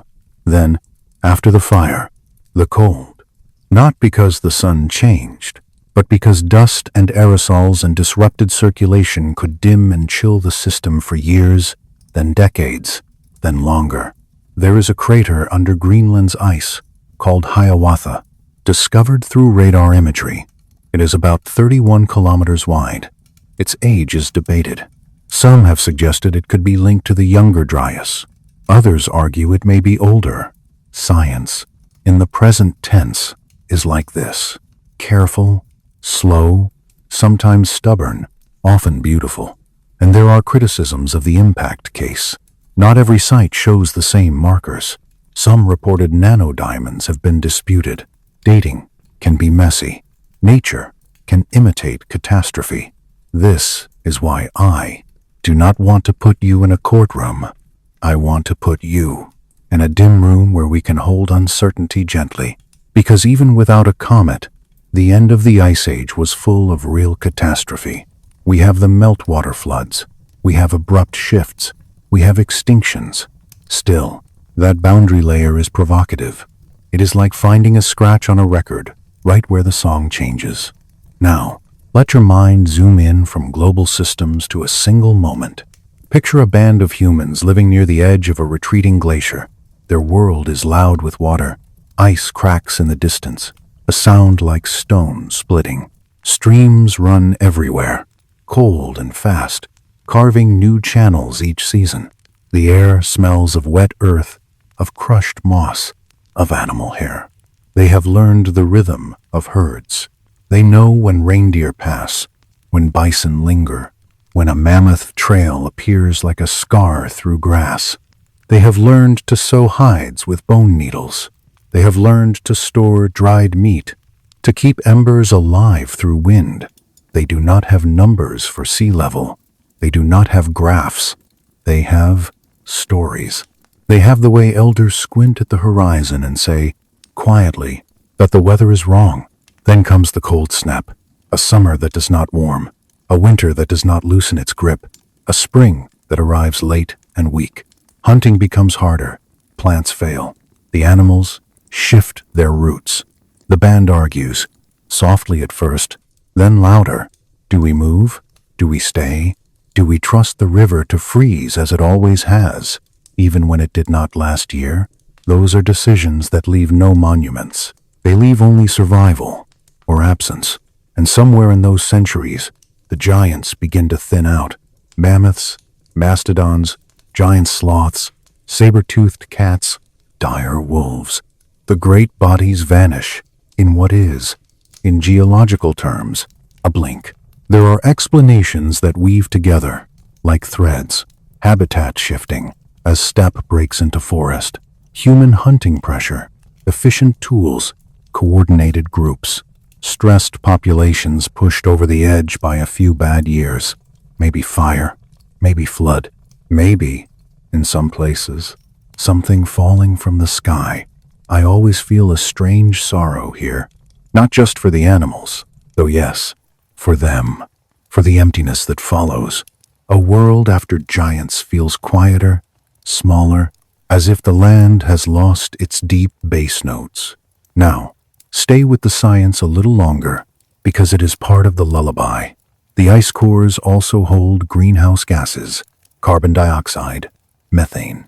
When scientists measure the air bubbles, they can see methane rising in pulses, possibly as wetlands expand and thaw, possibly as fires burn, possibly as ecosystems shift. The planet breathes, and the ice remembers each breath. Sediment cores from lakes and oceans tell similar stories. Pollen grains change abruptly, forests giving way to tundra, then returning. Charcoal spikes hint at seasons of widespread burning. Erosion layers thicken as landscapes destabilize. Genes tell their own quiet story. When geneticists look at patterns of diversity, they see bottlenecks, times when populations shrink and then expand. Not just humans, but animals too. A tightening, a release. It is easy to imagine those bottlenecks as abstract curves on a chart. Try, instead, to imagine one family line. A grandmother who carries knowledge of edible roots. A father who knows the hidden spring that does not freeze. A child who survives a sickness because someone found a warm cave. Their survival becomes your existence. A statistical signal is, in real life, a few people not dying. This is why the end of the Ice Age feels so intimate. It is not just geology. It is the fragile chain that reaches to you. So when you hear debates about orbital cycles and ocean currents and impact proxies, you can remember the human scale underneath. People trying to keep children warm. People listening to wind. People adjusting traps. People telling flood stories on higher ground. In the next stretch, we will walk toward the first experiments in staying put, toward grinding stones and seed pits, toward the nervous invention of permanence. For now, let the ice close around us again.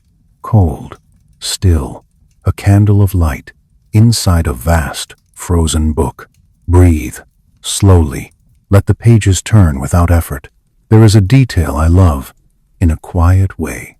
When a core is brought up from deep ice, it is often stored in long boxes, like coffins of clear blue. Researchers label them carefully. Dates are guessed, then refined. A line of marker on plastic, a barcode, the modern world trying to be polite to deep time. In the lab, the work is not dramatic. It is slow, almost tender. A saw hums through ice. A sample is weighed. Instruments blink. A scientist leans close and waits for numbers to settle. And sometimes, right there on a screen, a spike appears. A sudden change in isotopes that implies a sudden change in temperature. A breath held, a glance exchanged. Not excitement like a movie, more like reverence, because the spike is not just data, it is proof that the world once snapped. I picture their hands, too, even in gloves. Fingers get cold handling ancient ice. They rub their palms together, then return to the work. They drink coffee that steams, and the steam feels like a small defiance against the polar air. It is easy to think of science as distant. In moments like this, it is just people awake at odd hours, trying to listen well. Now, let us visit one of the places where water wrote in stone. The channeled scablands in the Pacific Northwest are a scar across the land. If you stand there, the ground feels carved, gouged, peeled away. Dry channels, massive ripples frozen in basalt, boulders dropped like toys by a giant hand. For a long time, geologists did not want to believe water could do that. It seemed too fast, too violent. Then, the evidence piled up. Stranded gravel bars, erratics, the shape of the channels. The truth was not comfortable. Enormous floods had roared across the landscape. Picture it in your mind with soft edges. Not because it was soft, it was not, but because you are safe and you are only imagining. A wall of water hundreds of feet high, ice chunks tumbling inside it, trees snapping like dry reeds, a sound so loud it would drown out thought. And when the water passed, it left a world that looked unfinished, as if the land had been stripped down to bone. If you were a human watching from a ridge, what would you say? What words could carry that event into the future? You would not say, "The discharge was this many cubic meters per second." You would say, "The river became the sea, and it came for us." This is the bridge between evidence and myth, not a lie, a translation. Now, let us return again to the younger Dryas boundary, because it sits there like a seam in the fabric. Some researchers point to platinum anomalies, tiny diamonds, magnetic spheres. Others point to the difficulties, the inconsistencies, the ways sediments can be contaminated or misread. Both sides can be sincere. Both sides can be wrong in parts. That is not a failure. That is the process of learning how to read a complicated archive. And while the debate continues, the planet keeps giving up new hints. A new core drilled, a new site sampled, a new method refined. Sometimes, the most honest sentence is, "We are still figuring it out." If that uncertainty makes you uneasy, let it soften. You do not need certainty to sleep. You only need a sense of scale and a sense of safety in the present. Here is the scale. The world you know, the coastlines, the climates, the animals you expect, they are a temporary arrangement. Beautiful? Yes. Familiar? Yes. Temporary. Here is the safety. You are not standing on an ice sheet.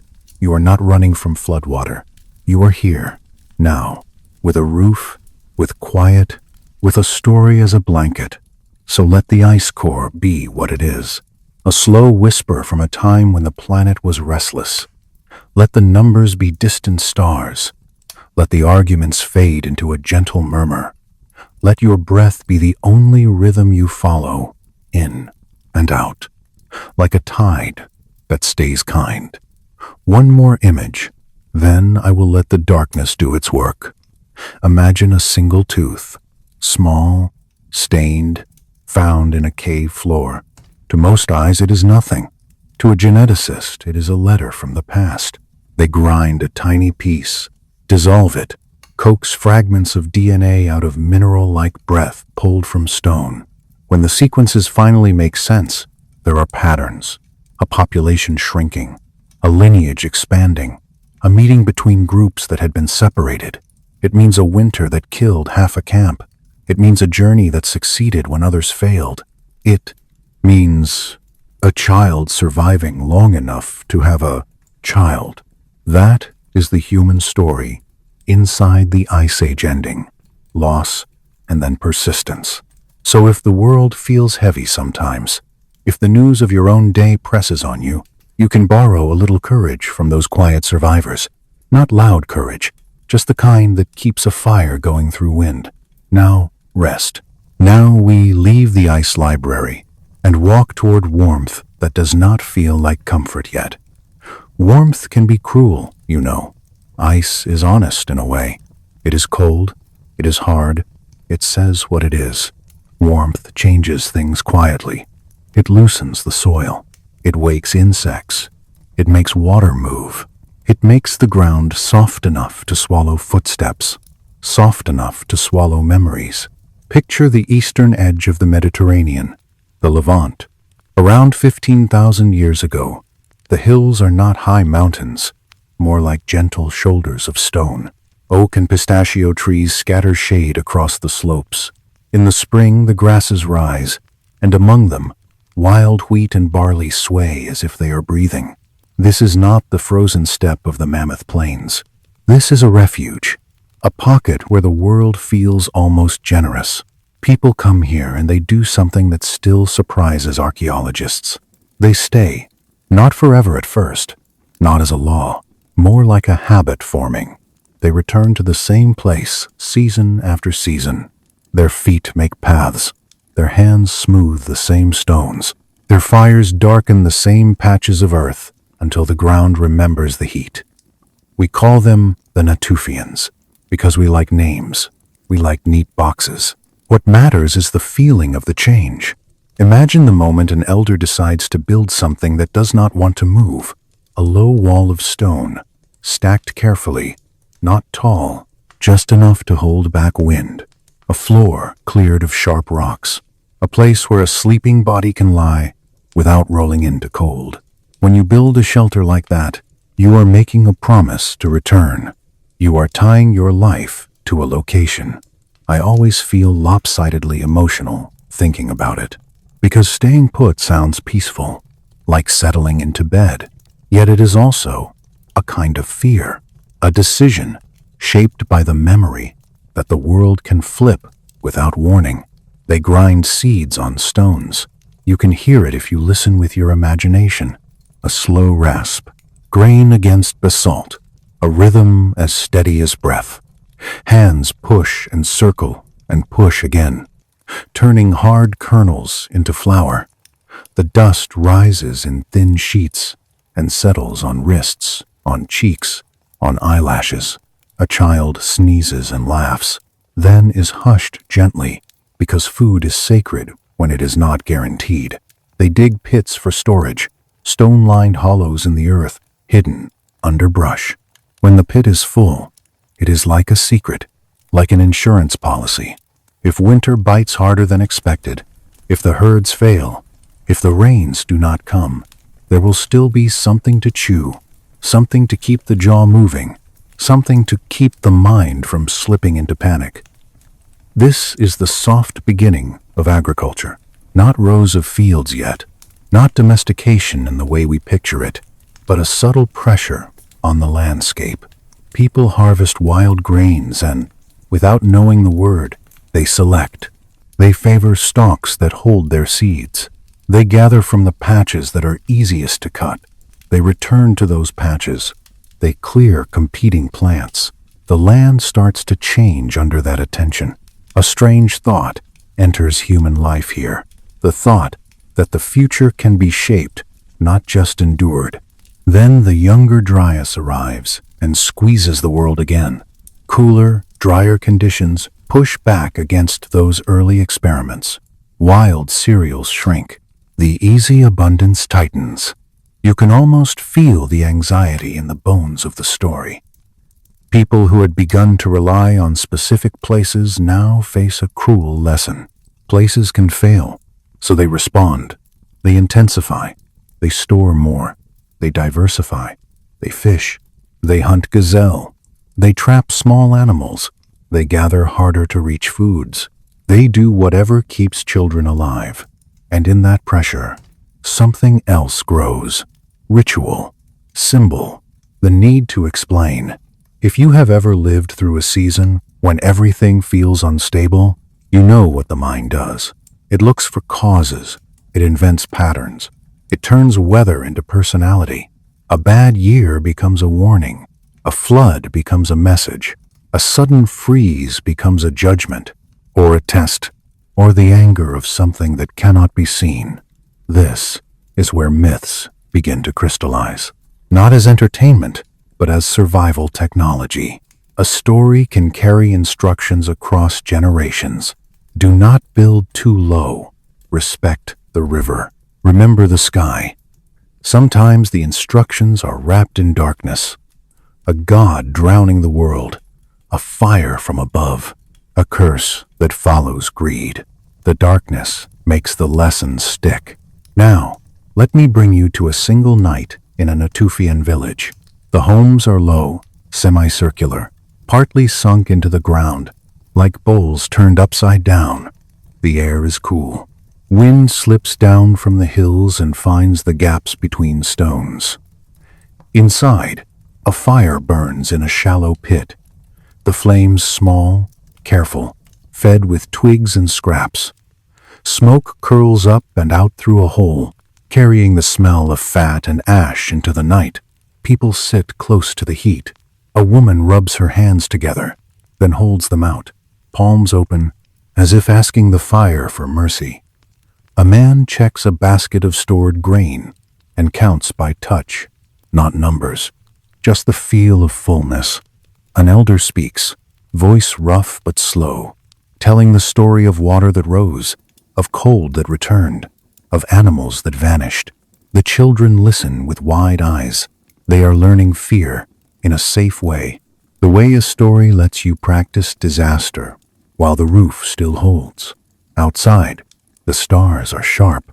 No city lights blur them. The sky is a hard black bowl filled with pinpoints. A dog lifts its head, ears twitching, then settles again. Somewhere far off, an owl calls once, then nothing. The world is quiet enough that you can hear your own blood if you pay attention. That is the feeling I want you to have now. The quiet that contains danger and yet is still quiet. Because this is how civilization begins, I think, not with triumph, with trembling and planning, and the stubborn decision to make tomorrow less uncertain than today. When the younger dryas ends, warmth returns fast, rains shift, plants surge. People who have learned to store and stay suddenly find the world opening. Villages grow, walls appear. Jericho rises with its early stone structures, a place of permanence in a world that once refused to hold still. Across regions, different groups take parallel steps. They tame animals, they tend plants, they build bigger storerooms, they make time feel thicker, more layered. Yet the old fear does not vanish. It becomes tradition. It becomes ritual. It becomes the low hum under human life. Remember what happened when the world changed. So as you lie here, listening, you are not just hearing about the birth of farming. You are hearing about the birth of a certain kind of mind. A mind that looks at a warming hillside and thinks, quietly, I can keep this. I can keep us. And then it lights a small fire and tells a story to make the night less vast. I want to slow the moment down even more, because sleep stories live in the small things. So imagine dawn. The fire has died to coals. A thin gray skin of ash covers it like frost. Someone stirs the embers with a stick, and a faint red eye opens in the hearth. The smell changes, from smoke to warm stone, from yesterday to today. Feet step outside. The ground is cool and slightly damp. Dew clings to the tips of grass. You can feel it brushing the ankles, cold beads that pop and vanish. Breath comes out as pale mist, not because it is deep winter, but because mornings still carry the night. A small group walks toward a patch of wild grain. They do not march. They drift, loose and quiet. A basket hangs from a shoulder. A stone sickle, or rather a handle set with tiny flaked blades, rests in a hand. Those microlith edges are sharp in a delicate way, like the teeth of a fish. If you run your thumb across them, you would cut yourself and not even notice until warmth starts to sting. The grain heads are heavy. They nod as the wind passes, and the wind brings other smells. Crushed herbs, animal droppings, a hint of wet clay from a nearby spring. The sun rises slowly, and light slides across the valley, touching stones, touching faces, turning everything a soft gold that never quite feels safe. Because light is just time moving forward, and time is what drowned the old coastlines. They cut, sickle against stalk, a soft shh, shh, like fabric being torn gently. Hands gather bundles, tie them with twisted fiber. The movement is repetitive, almost meditative, and yet you can sense the tension under it. How much will they get before the birds notice? How long before the weather shifts? How many days before the stored pits begin to empty? Back at the village, the grain is spread on hides. Children chase sparrows away with little shouts and waving arms. An older woman crouches and picks out stones and insects with patient fingers. She does it without hurry, but you can tell she has done it during hunger years. Her patience is not leisure, it is discipline. Later, the grain is parched on a flat stone near the fire. The smell is warm and nutty, comforting. Crackling sounds rise as husks split. Someone laughs softly when a kernel pops and jumps. Then the laugh fades into quiet. Even joy is careful here. Then comes the grinding again. Rasp, circle, push. The stone under the hand grows warmer. Flour gathers in a pale pile like snowfall that does not sting. If you touch it, it sticks to the skin. A dry softness, a promise of bread. I have always found it strange, honestly. How much love can be poured into work like this? Not romantic love, not the bright kind. A steady love, the kind that says, I will do this again and again so you can keep breathing. And when the day ends, they seal the storage pits. They place flat stones over the openings. They cover them with dirt, then with brush, then with a scatter of pebbles that looks accidental. It is a hiding place, because food attracts not only families but strangers, and strangers can become enemies when mouths are empty. This is one of the darker truths of settling. When you have stores, you have something to lose. You have something worth stealing. You have something worth killing for. So the village watches itself. Eyes track movement. Dogs bark at shadows. Old grudges harden, because walls make grudges stay close. A bad harvest can turn a neighbor into a threat. You can feel the first thin threads of what later becomes history's long sorrow. Raids, revenge, cycles of retaliation. It is not that these people suddenly become cruel.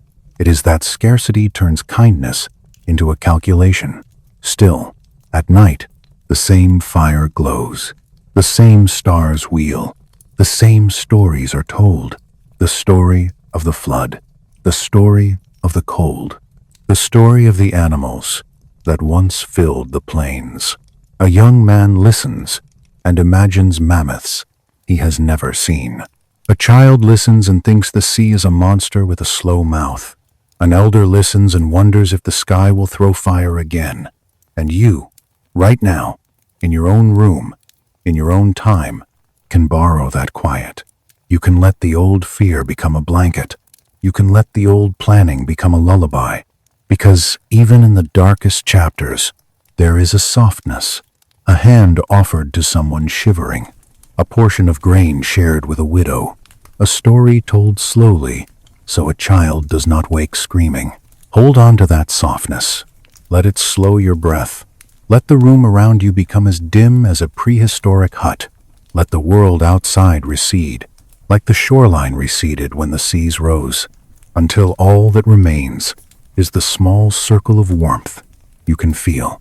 The coals dim. Your breath slows. Whatever the sky once hurled, tonight is only quiet. Stay with the warmth and sleep softly now. The morning after 1,000-year cold ends does not feel like a celebration. It feels like confusion. Warm air arrives, and the land does not trust it. Trees hesitate. Rivers run higher than they used to, carrying grit, carrying the smell of freshly exposed earth.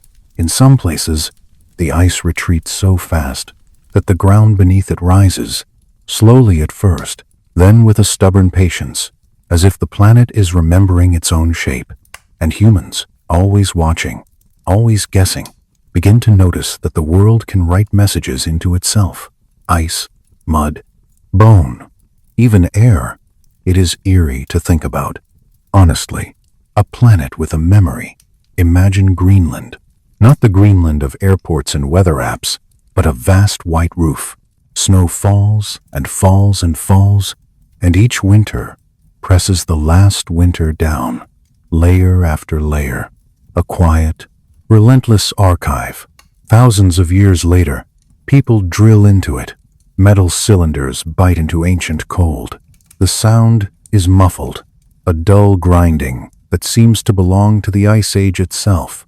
A core comes up, pale blue, banded with faint lines, like the rings of a tree. Each line is a season.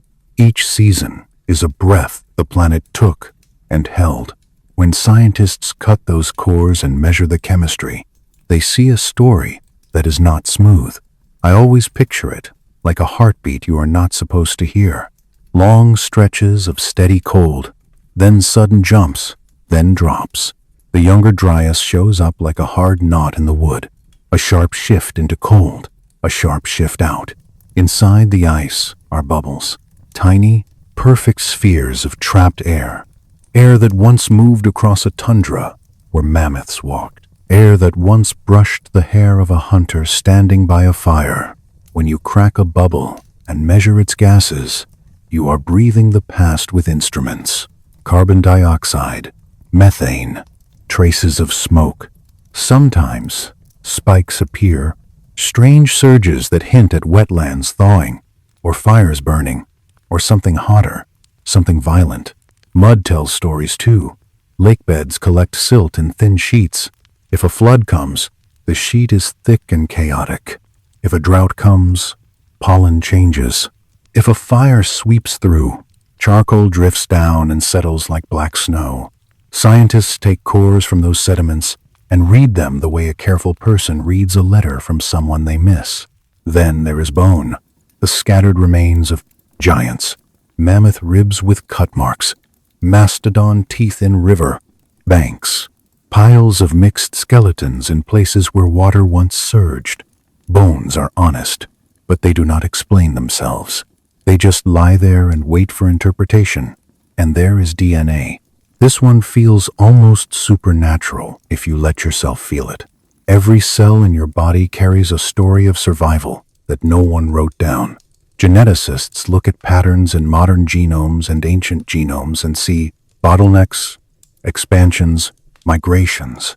They see times when populations shrank, when lineages vanished, when a few families became many. It is like finding fingerprints on a door that has been opened and closed for millennia. When you line up these archives, ice, mud, bone, DNA, the end of the Ice Age becomes less like a gentle thaw and more like a long crisis with sudden flares, floods, wildfires, rapid shifts in temperature, coastlines moving so far that maps would be useless. And here is where the dark tenderness enters again, because people lived through it, not as a data set, as bodies. Picture a coastal plain that used to be wide and grassy. A river snakes across it. Children play in shallow water. Fish flash in the sunlight. The sea is far away, a line of glitter on the horizon. Then, over generations, the glitter gets closer. Not dramatic at first. A few steps each year. A marsh where there used to be dry ground. Salt in the soil. A tree that dies standing. An elder points and says, quietly, "It used to be there." The children laugh, because children always think adults exaggerate. And then one season, the sea does not creep. It surges. Maybe an ice dam fails far away. Maybe an earthquake shifts a shoreline. Maybe a storm rides a new ocean current. Whatever the trigger, the water comes in with a different sound, a roar instead of a hush. It tears at reeds. It knocks over tents. It fills hollows and refuses to leave. People run. They carry what they can. A basket of grain. A baby wrapped in skin. A stone toolkit. That is a lifetime of skill. They climb to higher ground and watch their world become a shallow, gray, endless lake. That is how a flood becomes a myth. Not because people are childish, but because trauma demands a shape. A story is a container. Without a container, memory spills everywhere. So flood myths appear across continents, boats, mountains, a world drowned, survivors chosen by luck or by gods, different names, similar bones. You can feel the temptation right here to leap from myth to certainty, to say, this proves a single global flood. But the truth is softer and more complicated. Sea level rose around the planet, and it rose unevenly, sometimes slow, sometimes fast. Glacial lakes drained, coastal plains drowned. People everywhere watched water move in ways that felt like betrayal. Their stories echo each other because the experience echoed. Now, in the last few decades, another kind of echo has started to whisper. Underwater structures. Continental shelves that were once dry land now sit under tens of meters of water. We have explored only a small fraction of them. Sometimes divers or sonar surveys find shapes that look too neat. Terraces, steps, right angles. Yonaguni, off Japan, is one of the famous examples. Some geologists say it is natural rock fractured and eroded. Some divers look at the platforms and feel a human hand in the lines. I have read both sides, and I always end up with the same sensation. Uncertainty, like standing at the edge of a dark pool and not knowing how deep it is. In India, In the Gulf of Cambay, sonar once suggested patterns like grids. People argued. People doubted. The ocean keeps its secrets well. And then, on land, there is Göbekli Tepe. I know, it is not underwater, but it feels like it rose from a drowned idea. Massive stone pillars, carved animals, circles of intent. Radiocarbon dates reaching back more than 11,000 years, close to the end of the Younger Dryas. Hunter-gatherers, we are told, not yet full farmers, building monuments anyway. It flips our neat timeline and leaves us staring. This is where a controversial voice like Graham Hancock slips into the room. He suggests a lost coastal culture, a network, a memory erased by rising seas and catastrophe. Mainstream archaeologists caution that extraordinary claims need extraordinary evidence. They are right to be cautious, yet even cautious people admit the gaps. Drowned landscapes, unmapped seabeds, missing chapters. So we stand between two lamps. One is the lamp of careful science, bright and narrow, illuminating what can be tested. The other is the lamp of imagination, dimmer, wider, showing shapes that may be real or may be our hunger for meaning. The trick, in my opinion, is to hold both without letting either burn you, to stay curious without becoming careless. And if you listen closely, you can hear how this tension itself is ancient. Our ancestors lived in uncertainty. They watched ice retreat and return. They watched animals vanish. They watched water rise. They learned that certainty is rare. Tonight, I want you to rest in that lesson, not as anxiety, as release. You do not have to solve the entire past to let it soothe you. You can let the questions drift, like silt settling in a lake. You can let the arguments fade, like distant voices on a shoreline. Imagine a diver, far in the future, descending through green water. Light from above filters down in wavering ribbons. The diver's breath is loud in a mask, a soft, mechanical tide. On the seabed, there is a line of stone that could be natural, could be placed. The diver runs a gloved hand along it and feels roughness, barnacles, time. No answer arrives, only texture. That is enough. Sometimes the past does not give us conclusions. It gives us atmosphere. So let the atmosphere wrap around you now. The slow turning of the planet, the quiet weight of ice, the long patience of mud, the fragile bubbles of air, the steady pulse of your own breath, proof that someone, somewhere, survived the end of the ice age and passed life forward until it reached you. Stay with that thought. Let it become heavy. Let your eyelids follow it down. And if your mind wants one more scene before it slips under, give it this. A small laboratory, far from the tundra, late at night. Fluorescent lights hum softly. A researcher stands over a table where an ice core rests in a cradle. The core sweats a little, tiny beads forming, because even ancient ice cannot resist modern air forever. The researcher wears gloves, not only for safety, but out of respect, as if touch could disturb the story. A thin slice is cut. The saw sings, high and clean. Shards of ice fall like glass. For a moment the room smells faintly of cold, a scent that is almost nothing, and yet unmistakable. The researcher leans in, eyes narrowed, and sees a dark streak, charcoal, dust. A layer that hints at a season when the sky was not quiet. They label it. They measure. They argue with colleagues in careful words. Then they go home and try to sleep. And I wonder if they can. Because to know that the world once changed this fast is to feel a shiver under the blanket. It is to realize that stability is a temporary arrangement. Now shift back again. Back to the deep past. A family on a bluff above the sea, long before the bluff was a cliff.